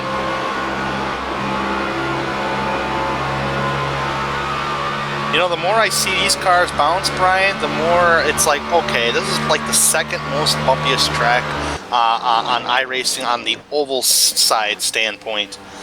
I think the first one, in my opinion, is Rockingham. Yeah. And Murray missed his stall by a lot. He's about the only guy I could see on a one-stop stint from here. But I don't know. We just have to see how it worked out. How many laps to go is this here? 58 laps to go. You can go 30. I mean, you could split that. You could split it 30-30 and be done with it, but you might be pulling a Nick Cohan that I don't know about. Yeah, I think the problem is the strategy's solid, but I think he just is lacking the track position to pull it off. But stranger things have happened. Indeed. Yeah, Scott Eckridge has a commanding 5-second lead over Chris Westerfield up there in the second spot. Good run for Chris. Cycle back up there into the second spot. Short pitted a little bit compared to some of those guys around him. Tell you what, Brian, I'm kind of looking at everybody. Everybody's pretty much stretched out right now, with the exception of Michael Krobach and Jonathan Goodell. That's going to be a battle for position. That position, actually, is it? I think it is. That is going to be for position. Krobach, I believe, short pitted, and looking at the tail of the tape, yeah, he's got 19 laps on his tires. Short pitted to try to gain some spots back after that pit road speeding penalty. And now he's going to be under fire from James Krahula coming through 3 and 4, or coming out of turn 4 there. All within the top 10. Top 8, I may add. And this is the closest battle that I am seeing on track. Oh, Harden loose. Whew, boy, Harden, hard. yeah. Right, left, right, left.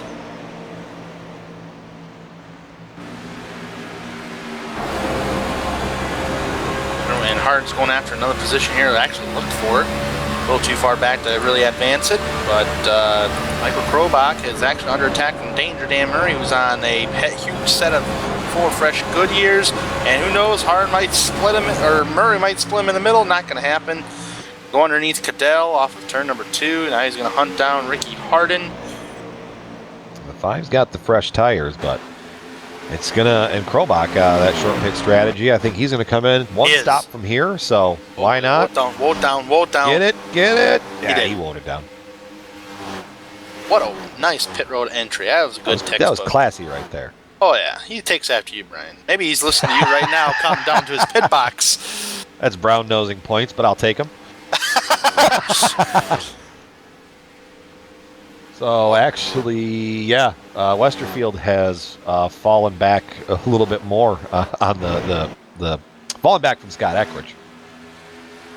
I think Westerfield had a penalty at some point. I think everybody's had a pit road penalty tonight. Like I said, every set of green flag pit stops today has there's somebody getting some sort of infraction on pit road. Second place, Chris Westerfield. He is going to run. Adam Laddle just pointed out to me in a chat a nickname that we have not thought of all year for Jake Wright. Any fans of the old WWF know Jake the Snake Wright? I like it. It's kind of nice to it. Yeah, I'm going to give that one to Adam. There we go. Thank you, Adam. Yeah, as Amjad, our director, says, soft-spoken, yet deadly. Here we go. Getting down. There's Carroll. Woo, boy. Juking and jiving, wheeling and weaving. Gonna go up top. The high rent district up there. And he's gonna get the spot away from Westerfield.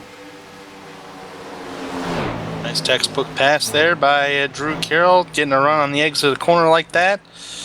Let's see here. That's Jake Wright in 4th, and rounding out that top 5, it's not Salt, it's Pepper. Paul Pepper.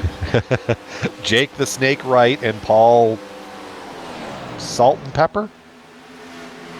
I'm not going to think too hard. And behind him, who's been fast all day, is Ryan Howard Hughes. So I always just said it's not the Ryan Howard from the Philadelphia Phillies, but he's under attack there from Dan Murray. Not for position, but Dan does have 4 fresh field goods on that 5 machine. Will Warsler hitting pit road. 4 tires.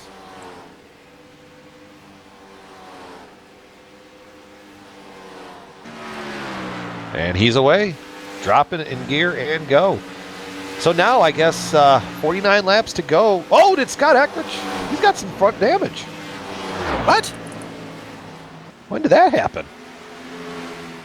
Oh, I think he hit the wall down 1 and 2. I think I found it. Yeah, that right front fender is dented up on the 7. Lap 147.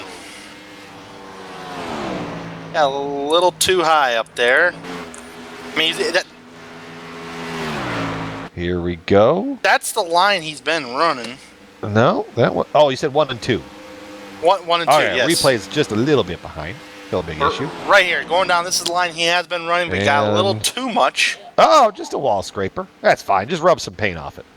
Yep. I want to leave. He wants to leave his mark. Yeah, that's one way to do it. Chris Westerfield hitting pit road. Doesn't appear to really have affected his lap times. I mean, he's evened out with Drew Carroll. Carroll is about 8 seconds back.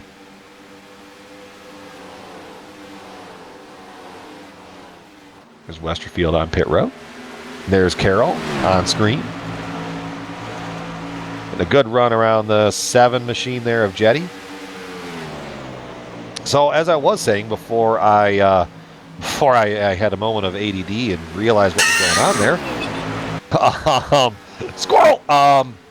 when do you pit? I mean, you can't make it here on one stop. So, because you guys are on 24, and they're only getting 32 max on fuel, so that puts you 45. These guys, leaders have been out there for 24 laps. You take another 8 off of that, and that puts you at 37 to go.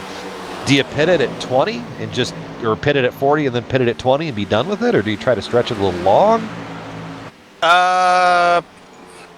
That's a very tough question, but it's a strategy. This is why I drive. This is exactly why I just drive the car. Yeah, if anybody wants to be my crew chief, man, you're more than welcome. Open applications for 2017. And Jake the Snake right there, up into the second spot, just slithering in there. See what I did? See?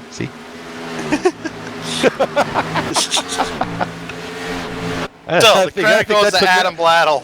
Adam put it out Blattle, getting that one credit. And Adam, I promise you, with everything in my power, I'm going to make that nickname stick for Jake.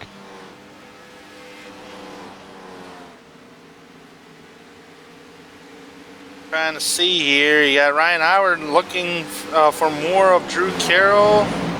That Stykes that's ahead. Did he pit? Yeah, he did. Craig Stykes pitted. 4 fresh tires for Stykes. Now, once everybody starts pitting, Dan Murray, no relation to Bill Murray, is going to get the race lead once these guys ahead from Scott Eckrich all the way down to Rhett McBride pit.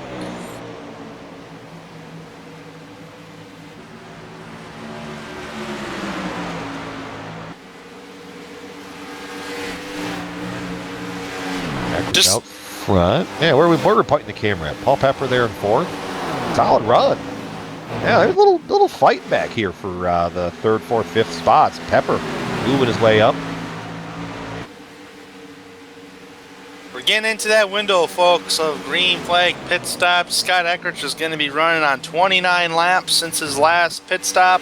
His best lap time of the race is a 27. He actually said it, 27.8. Actually, I take that back. The fastest lap time of the race is a 27.742 by Craig Stykes, but Scott Eckrich fast lap time is a 27.828.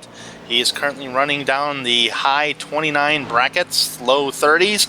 That's how much the tires have been falling off, so that is drastically huge. Working on 30 laps now for Scott Eckrich.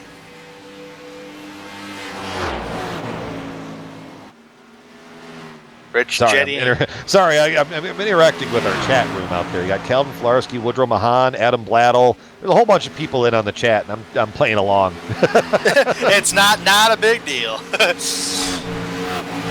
I'm just trying to keep an eye on who's going to blink first towards pit road and to split this. Yeah, I mean, I'm thinking if you're Eckrich, I mean, it might not be a bad plan to run it out as far as it'll go. I mean, because if you short pit, then you run the risk of if a quick caution comes out, then you're trapped a lap down. Whereas when you long run it like this, and I think he's pitting right now.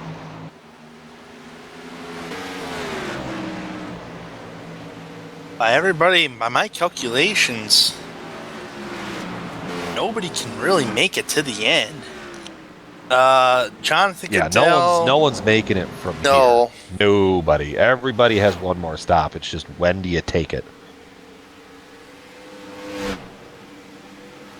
There's Carroll slithering onto pit road.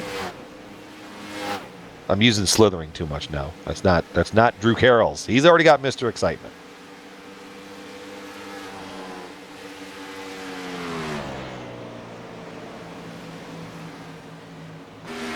Drew, 4 tires going up for Scott Eckrich. He's out and away already. Drew Carroll on pit road. Taking 4 tires. And let's see out here. the way Jake he goes. Wright, he's on lap 31. What's he going to do? I mean, Jake Wright has literally nothing to lose. He could run that tank as far as he possibly could and try to spoil it by winning the race. Why not? I mean, yeah, why not try to fuel save? He's got 35 laps. He's on 32. I mean, finding 3 laps of fuel around here would be pretty impressive. But he is Jake the Snake Wright for a reason. And he's pitting this time. Come on, Jake. But still, though, that'll be 33. It'll come back up. He's going to be close. Oh, my goodness. If anybody's going to pull it off, actually, I'm looking right at Ryan Howard and Paul Pepper. They have 30 laps and 31 laps, and Krahula also. Oh, man, you're right. If they can just save like They two more laps. They just need to get another lap or 2 out of the tank, and they might be able to pull it off. Come on, boys. I want to see a fuel mileage race. Let's see here. Pepper's hanging low, but that's because he's got Krobach there. Howard's Krahula is standing. pitting. I think standing. Howard might be able to pull this one off.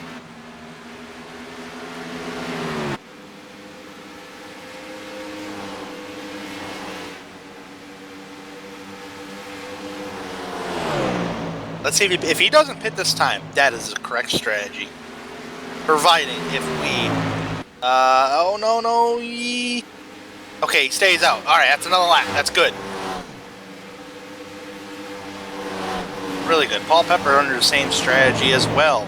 Except Paul Pepper has gone a lap longer. Yeah. And Pepper Tommy and Ryan. Tommy Ryan, he's in that one. Ricky Hard on pit road.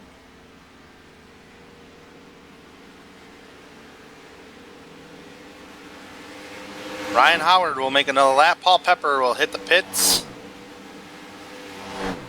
Getting on there. Tommy Ryan will stay out.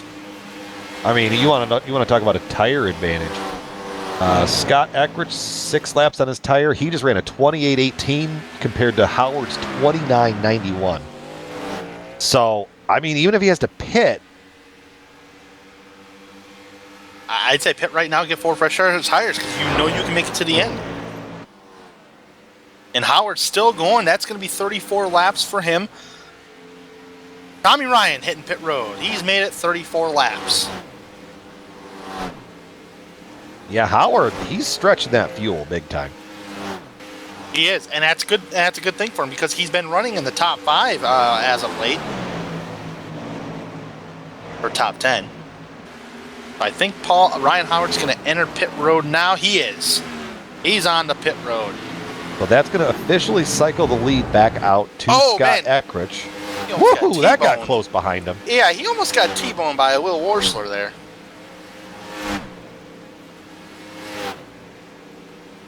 Eckridge is coming off turn 4 now. Ryan Howard in his pit box, right side's going up.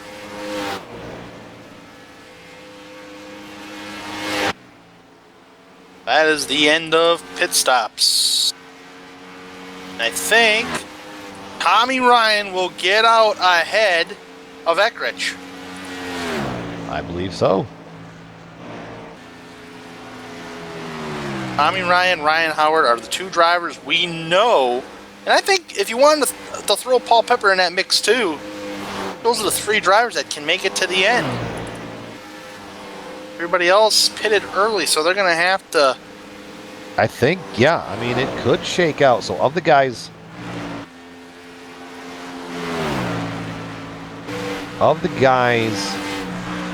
I mean, the guys that can make it, Paul Pepper is leading by about 2 seconds over Ryan Howard. This is going to get good, folks. What a way. If you're Eckridge, what do you do? If you know you got to make another stop, here's what I would thought is I would pit as soon as possible. Well, realistically, yeah, I can see that happening, Brian, because as fast as Eckridge is, why not?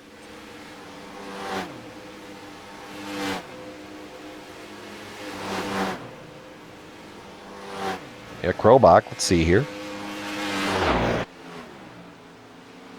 I think that's what Michael Krobach's doing. 4 tires.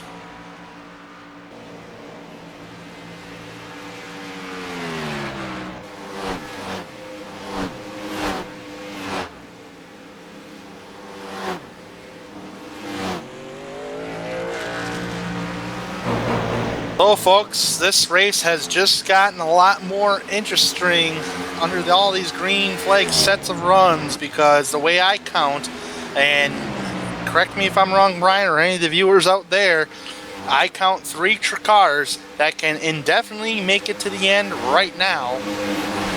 Those drivers is Ryan Howard, Tommy Ryan, and Paul Pepper. Yeah, you're absolutely right. And those drivers, folks, are in the top 10. Tommy Ryan's the last car in the lead lap, but Eckrich is not really catching Ryan, so that's something to keep an eye on. Yeah, Ryan, I mean, where he's... Jetty in the wall. Jetty! Caught the fence. Big toe. He caught it again. He did, but he kept under. He kept it up there. That's good, because if a caution would have came out, that would have ruined that whole entire plan of Paul Pepper and them guys.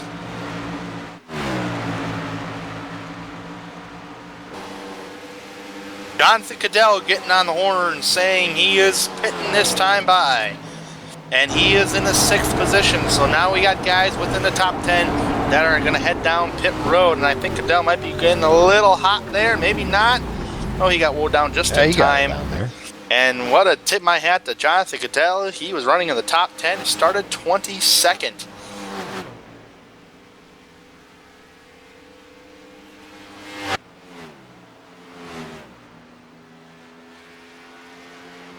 There you see Eckrich out front, got a 13-second lead.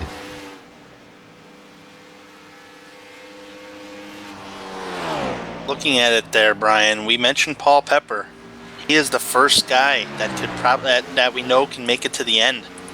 Yep. And so if Wright, Krahula, Carroll, and Eckrich pit, providing we don't got a caution, it will come down to it between Pepper and Howard. And what a storybook ending that would be for PRL.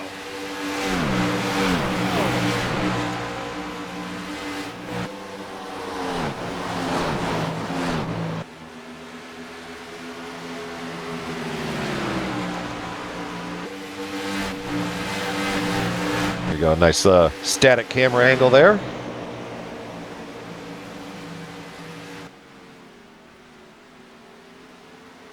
There you see Drew Carroll on screen. He's got Krahula trying to get back onto him.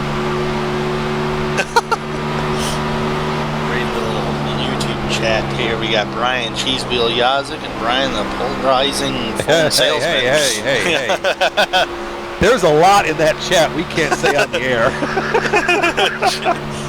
I'm fine with Cheesewheel. There we go. That's I think that's about the only one. I can't say Woodrow's. I think they call that a $25,000 fine in NASCAR. One of those words. Well, in this day and age, it's more like a fired. Yeah, that too. James Krahula advancing up to the 2nd position. He's brought Jake Wright with him. Carroll falling back.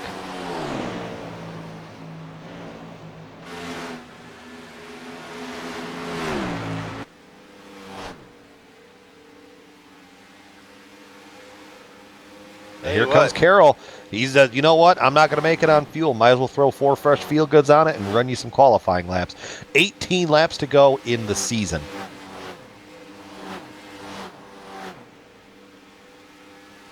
Golly, man, I'm getting pumped up, folks.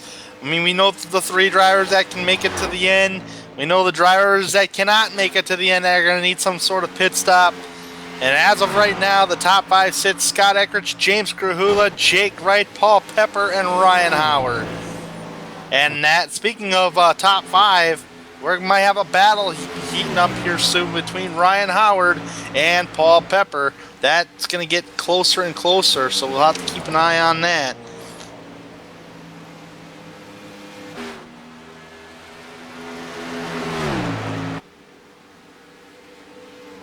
Now it's just a matter of, if you're in Scott Ecker's shoes, when do you pit? When are you going to pit? How are you going to win this race? You know what other drivers...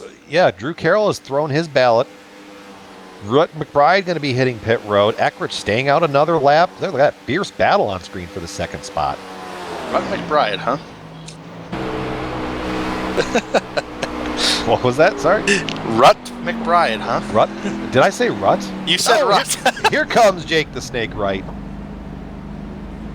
Getting it onto pit road. Now, do you do 4 tires or do you do 2 here? I would probably think 4.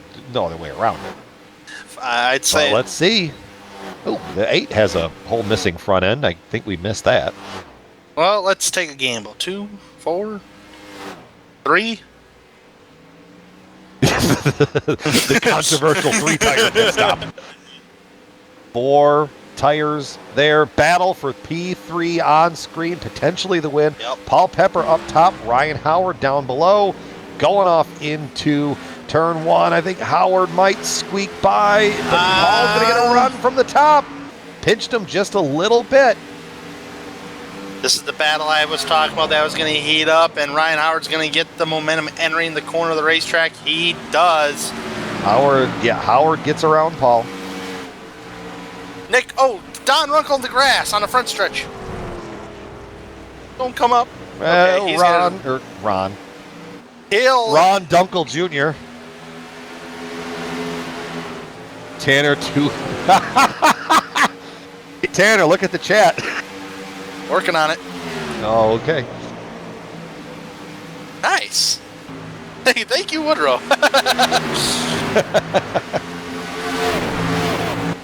12 laps to go in the season.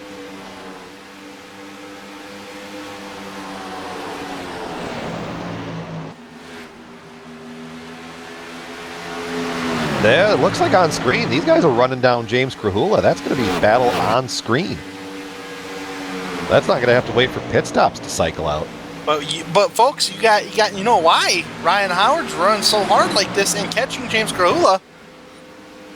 One of those drivers that we know can pretty much make it. Yeah. He's got nothing to lose.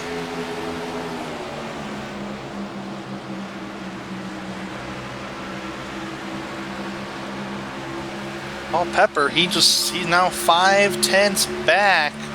Yeah, the tires Ryan may Howard. be sailing on that 33 machine. And plus, Howard did undercut him Pepper undercut Howard by 2 laps. So that could be paying dividends here. For Howard, he's going to be taking on James Krahula. Heading off into turn 1. Krahula up top. Howard down low. All right, folks. Right now, 10 laps to go, coming to 9 laps to go.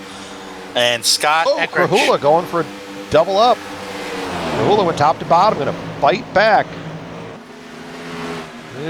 Not going to be quite enough. Those fresh tires of that 33 machine are too strong. It's just too strong. But I'm just curious when this number 70 machine right here is going to hit pit road because we are 9 to go. He should be on pit road within the next 3. Yeah. Oh man. And I'll tell you what, Ryan Howard, he's coming. And right now, Scott Eckridge, he's working on 30 laps. Whoa, Eckridge! Keep it together! Keep it together! Oh, drifting it! What a save!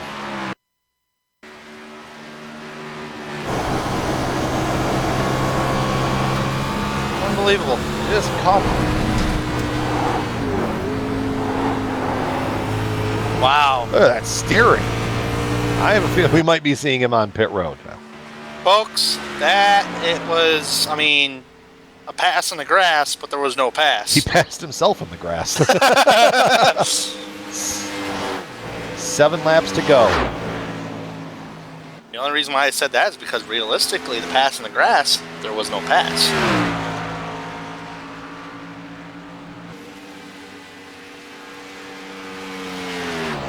But that allowed Ryan Howard to gain a lot of time on that number 70 machine. But here comes Scott Eckridge on the pit road. Whoa down, whoa down, whoa down. You got it. No mistakes. Hope not. New leader, Ryan Howard, number 33.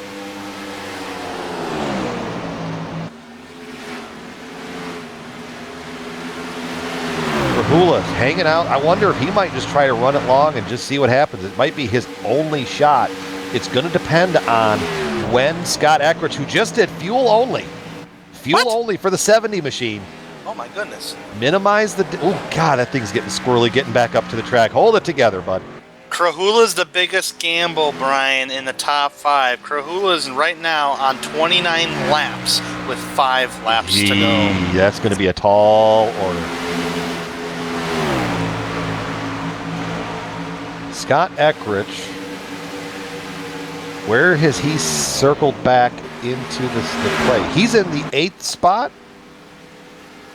8th and falling but backwards. Everybody around him has tires. So he's going to lose that. Well, maybe we're not. just going to have to see here. 4 laps to go. If Krahula somehow makes it, I have got no idea. He should be running out in the next couple. Well, he's less than a second away from Ryan Howard, but Howard's got those 4 fresh Goodyears. Better grip on those tires than what Krahula is. And Pepper is now gaining on Krahula drastically down in 3 and 4. Here comes Paul Pepper. This would be a battle for position number 2. Pepper winding in. 29 versus the 24. Krahula, how hard do you run them? He is on 31 laps. He's got to try to stretch 2 more out of that tank. He can't battle. He can't. Even from he's fallen off around to the pace of what other guys have. So I don't see him doing any extra fuel saving. As much as I would love to see Here comes Pepper to the outside. Battle for the second position. 2 laps to go. As much as I would love to see the 29 and 24 numbers battle again at the Atlanta Motor Speedway, it'll be hard to do on James Krahula's He's coming low this time. Here he goes. Paul not giving up. Battle for second. Down in turn number 3, Paul Pepper on the bottom. Those 4 fresher tires than what Krahula has. Krahula can't really afford to be battling like this if he's going to make it to the end. He's got him clear. Krahula's going to fight back. He'll get him. We on the white flag lap all of a We're on sudden. the white Yes, flag. we are. Turn 2. Howard, he's going to have the advantage. If that fuel holds on the 24, I am shocked. I have no idea how he stretched that one. But I don't think it's going to matter. Ryan Howard going to use strategy to pick up the win here at the Atlanta Motor Speedway. Coming right across the line. Ryan Howard, your win here at Atlanta. The bigger picture, though, is the 70 machine. He just needs to bring it home in that position to bring home the championship. He doesn't need to gain anything. No car is around him right now. Coming down in the middle of 3 and 4. Just what he wanted to see. Yep. 12 wins on the season. Not going to end up where he wanted in the results, but Scott Eckrich is going to bring home the AdvoCare Cup championship here in Atlanta. And James Krahula made it on fuel. How did the 24 make it? But Paul Pepper finished second. Pepper.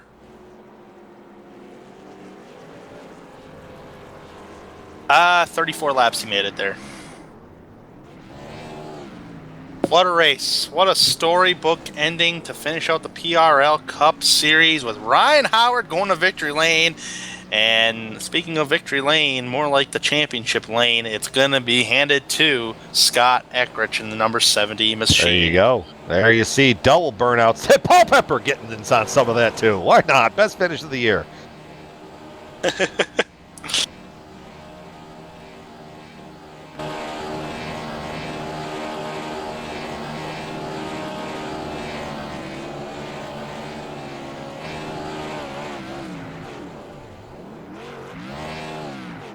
Now he knows he's got enough fuel to do some burnouts. So we're going to take another break, final break of the night, show you that 70 machine making the donuts on the front stretch. We'll be back here at Atlanta, full field rundown and a whole slew of post-race activities and all sorts of stuff. So hang on here. We'll be back on the other side of the break.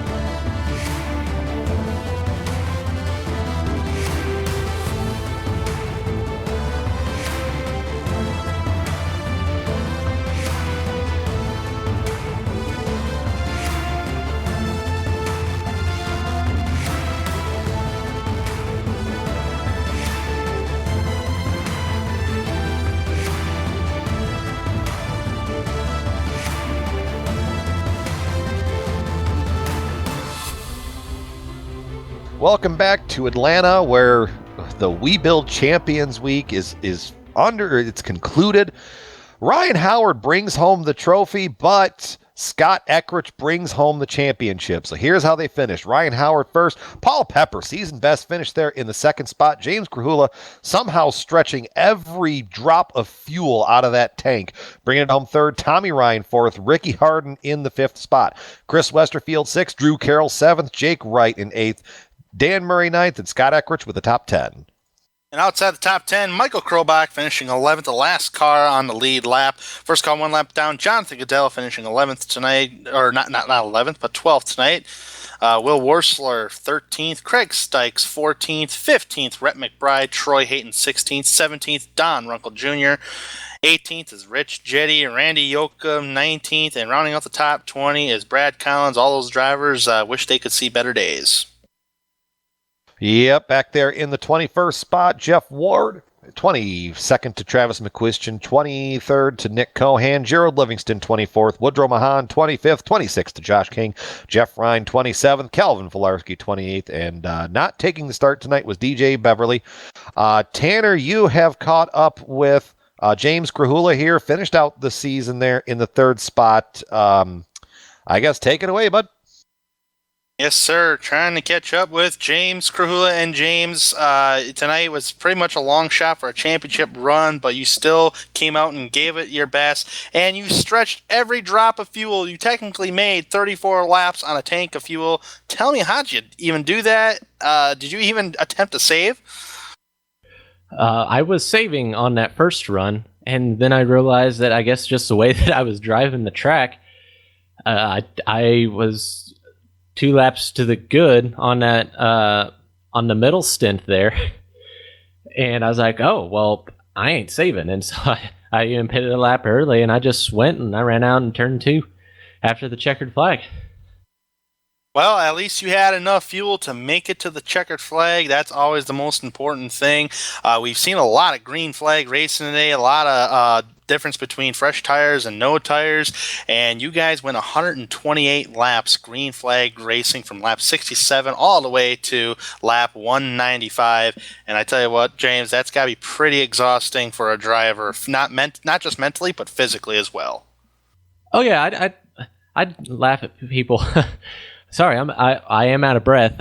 I laugh at people when they're out of breath and they're sweating puddles and everything throughout the year, and it happened to me tonight. So, how does it feel, James? How does it feel? Sorry, it's a lot, but okay. That as exhausting as that was, how freaking awesome is that? I love this league. I love these drivers. We had some of the best racing this year. At this year long too, but at this race it was fantastic. I could actually use all the lanes of the track, which was so much fun to do. You could run your own strategy, tires. Like this race had absolutely everything. And man, I love this. I love this group. I'm so happy that we have all these people racing with us. We keep getting better and better and better every single week, and I think that we can only grow from here. I'm so excited. First off, third place, that's awesome. I was gonna give Ryan Howard and Paul Pepper everything I had. They just played the strategy a little better than I did. But man, it was. I love these guys. This league is so much fun, and I had an absolute blast. The championship didn't work out in our favor, but Scott drove like a freaking madman. This whole championship 4 round, I got nothing to hang my hat up. They knew we were there today, and we gave it a great effort. And these guys put on an awesome race, and I had so much fun. Indeed. I mean, you couldn't put it. I mean, you said more than what you could say in a 10-minute interview. I mean, you just hit it right in the head, and I had fun calling the race. Me, I'll do it.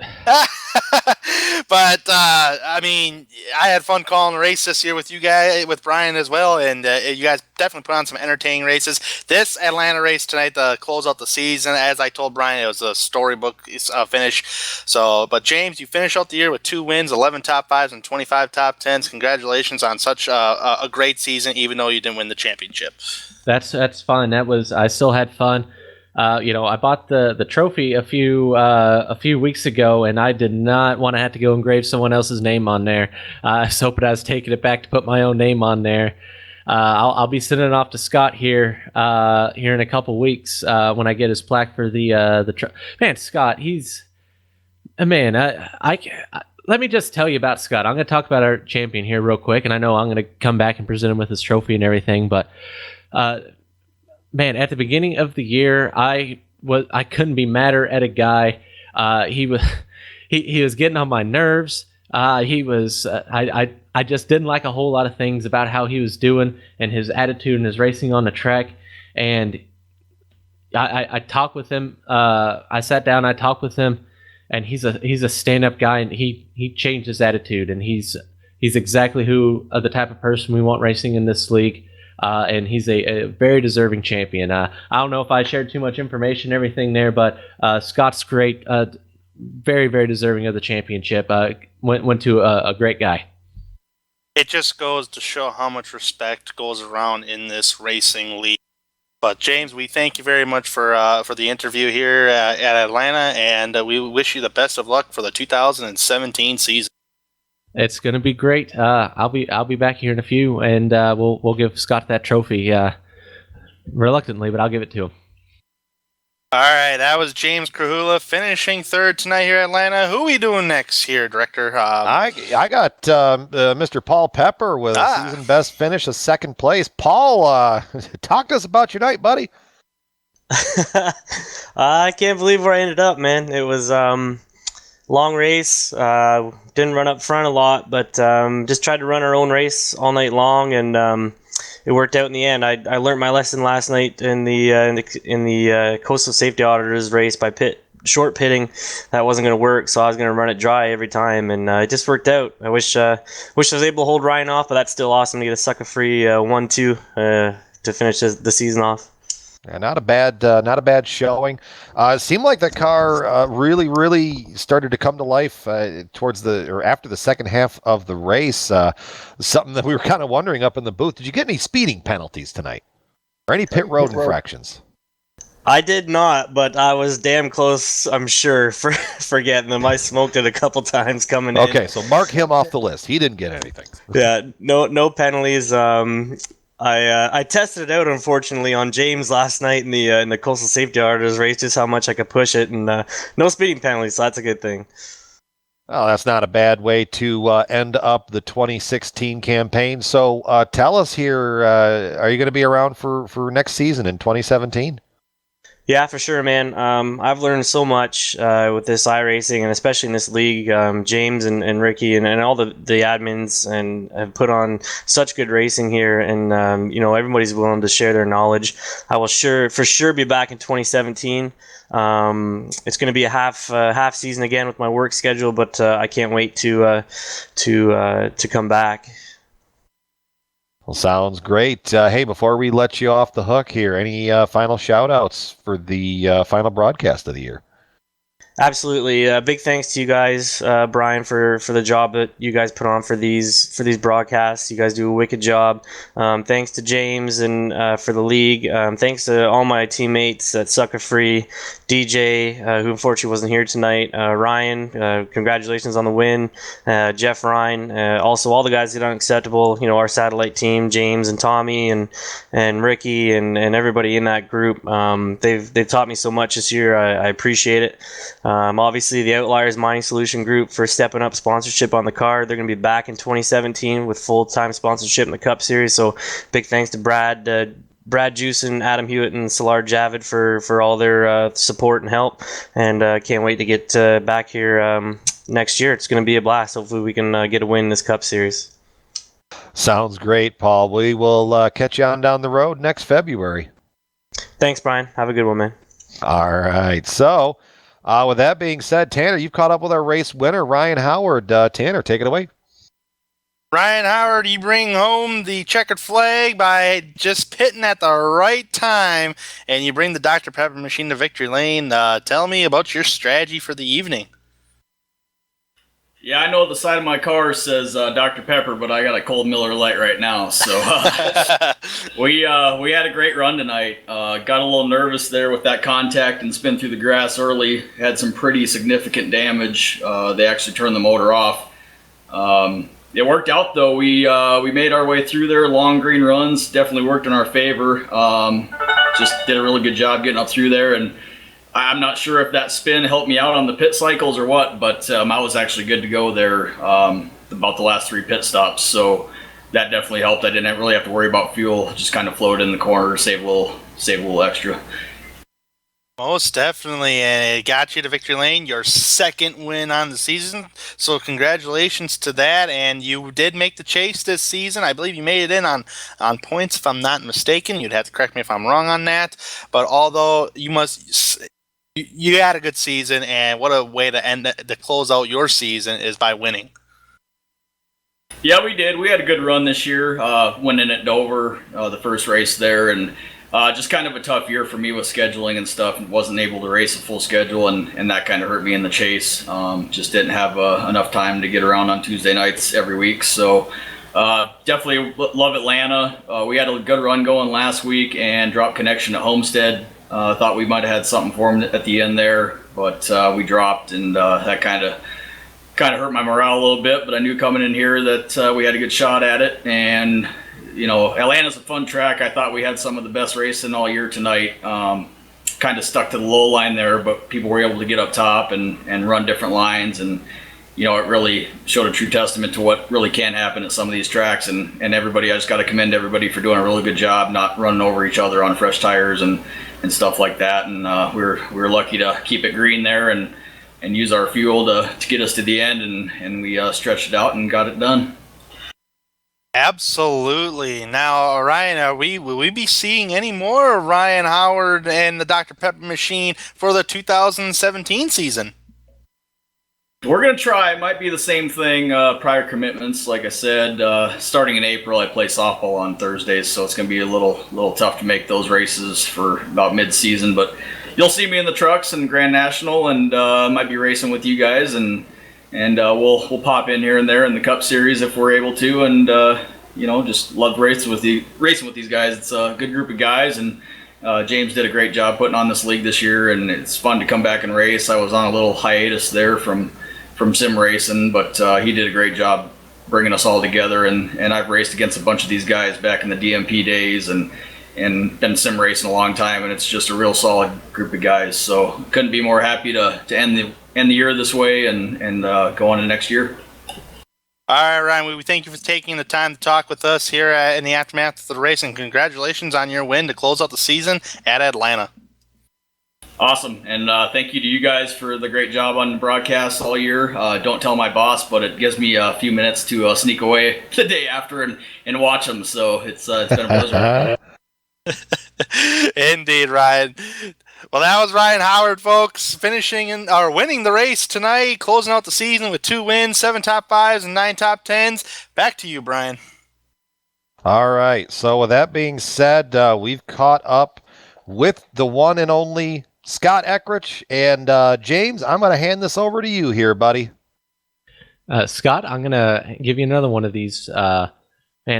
12 wins this year, 17 top 5s, 23 top 10s, and 16 poles. You wind up winning the championship by 13 points, and you're going to get an awesome trophy.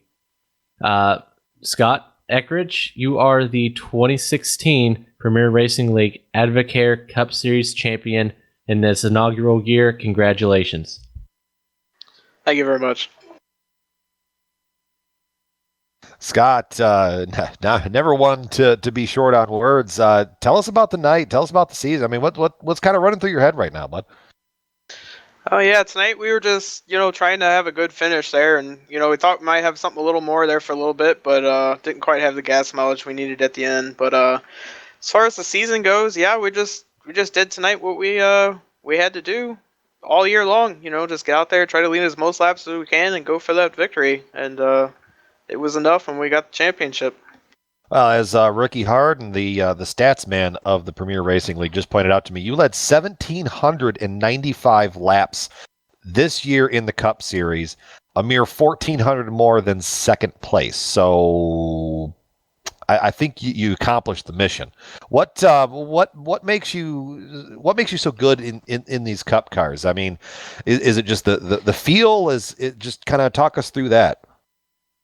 I just really like the way they drive, the horsepower, the finesse that's required to drive them. It's crazy hard, and it's fun to be able to wrangle these things around here. Yeah, that sounds good. So you've got kind of got a lot going on here with everything else, but it's been a pretty successful week for you. In the overall championship side of things. I pointed this out in the broadcast, but you won the Truck Series Championship Sunday, you won another league championship Monday, and you bring home one tonight. 3 for 3, man. That's not bad. Yeah, it's been an incredible week as far as the championships is going. I couldn't ask for any more on that front. There you go. So where do you have a spot at home already picked out for the trophy? Oh yeah, we got a nice little spot dusted off for that thing. Not bad. Hey, anybody, before we let you go celebrate the championship, anybody, well, actually, first of all, James wants to know, what are you drinking out of the cup? Some AdvoCare Spark, obviously. There you go. Well-spoken sponsor, man. The last sponsor plug of the year. Beautiful. Oh, no, I still got 1 or 2 more worked in. You're not done yet. Scott, before we let you go and celebrate the championship, anybody else you want to give a shout out to? Yeah, I'd just like to thank all the guys at Steel Horse Racing and, Dan Murray and Adam Bladdle, Steve Gottschalk for putting in all those late Sunday nights of testing and, really working on improving our game for this year. And it goes without saying, Jason Swan, manager for Steel Horse Racing, for everything he's had to put up with and all the stuff that he's dealt with this year, and the way he's grouped all of us together to run for all these championships this year. Well, sounds good, Scott. I'm assuming you'll be back for 2017. I know there was some hesitation there at some point. Yeah, that's the plan right now. Sounds great, Scott. We will see you then in February. Yeah, thank you. And of course, I forgot you guys, but you and Tanner for doing an amazing job this year. We really thoroughly enjoyed all the videos. Well, thank you. You're going to get a kick when you watch this one back. We were off the rails for about 2/3 of the broadcast, so. I'll look forward to watching it. All right, Scott. Thank you for being around in 2016. We will see you in February. See you then. All right. God, Tanner, this is it, man. What do we have to say? Well, I'll tell you what, it's been an honor and a privilege to call side by side with you each and every week there, Brian. And I'm Jed for in the background directing all these races and all the camera sets provided by Dougie Beer. So thank you very much to the Global Sim Racing Channel for giving me the opportunity to call these AdvoCare Cup Series races. It's been an honor, and I really look forward to, hopefully I can call some maybe in the future. We shall see on that. But for now, Brian, I think you and I should start going out on the racetrack on Thursday nights if we are ever there. But go out there and start wrecking each other. What do you say? Sounds like a great plan. I know I'm handing the keys to the booth over to. I know we're handing it over to some really competent guys next year. Chris and Sean, they're going to do a great job. They're going to pick up where we left off and probably have just about as much fun as we did doing it. So we're going to pull up on screen here the final point standings of the season. So there it is. Scott Eckert, your champion, over 13 points over James Krahula. Ricky Harden, 21 points back, and Tommy Ryan, 22 points back off of the lead. So Scott Eckert gets a couple months here to gloat and celebrate that he is the champion. But we come right back there in the middle of February, and it's just going to be a whole lot of fun. I'm going to get out there in the number 5-5 machine, and hopefully I'll be up here talking to you guys and not doing all the talking. So That'll be good, Tanner. It's been a fun season broadcasting with you. Amjad, you're behind the scenes, but you've done a fantastic job. It's been nothing short of an honor being able to be the lead commentator for this series. So what do you say? For one final time, we're going to shut it down, folks. We're going to give a shout out to AdvoCare, our presenting overall sponsor, for putting on the series, putting on the Champions Week. Savage Spinners for our Pole Award, Coastal Safety Auditors for not only the Lucky Dog sponsorship, but for the Grand National Series sponsorship as well. We wouldn't be anywhere without series organizer James Krahula as well. Big shout out to him. But on screen right now, you're going to see all of the hardware and the software that we use to make all the magic happen. Shout out to the team for the season, Tanner, Amjad, and Dougie. If you want to find out more about the Global Sim Racing Channel or get involved and on the broadcasting side of things, you can find us at www.globalsimracingchannel.com along with archived races and other upcoming broadcasts. We also have, we're also on Twitter. That's pretty cool. At GSR Channel and Facebook at facebook.com/Global Sim Racing Channel. A special thank you to Eric Ekholm and Casey Lalonde, who both provide music for our broadcast. Their music can be found on the locations listed on the screen as well. Next race for the Cup Series here in the Premier Racing League is going to be in February. Going to be the Daytona Duels, setting off for the Daytona 300 to kick off the 2017 campaign. We also have other upcoming races here on the Global Sim Racing Channel, so check them out, mark them down on your calendars. And one final time, boys and girls, may your connection stay stable and your right foot stay planted. Good night, everybody.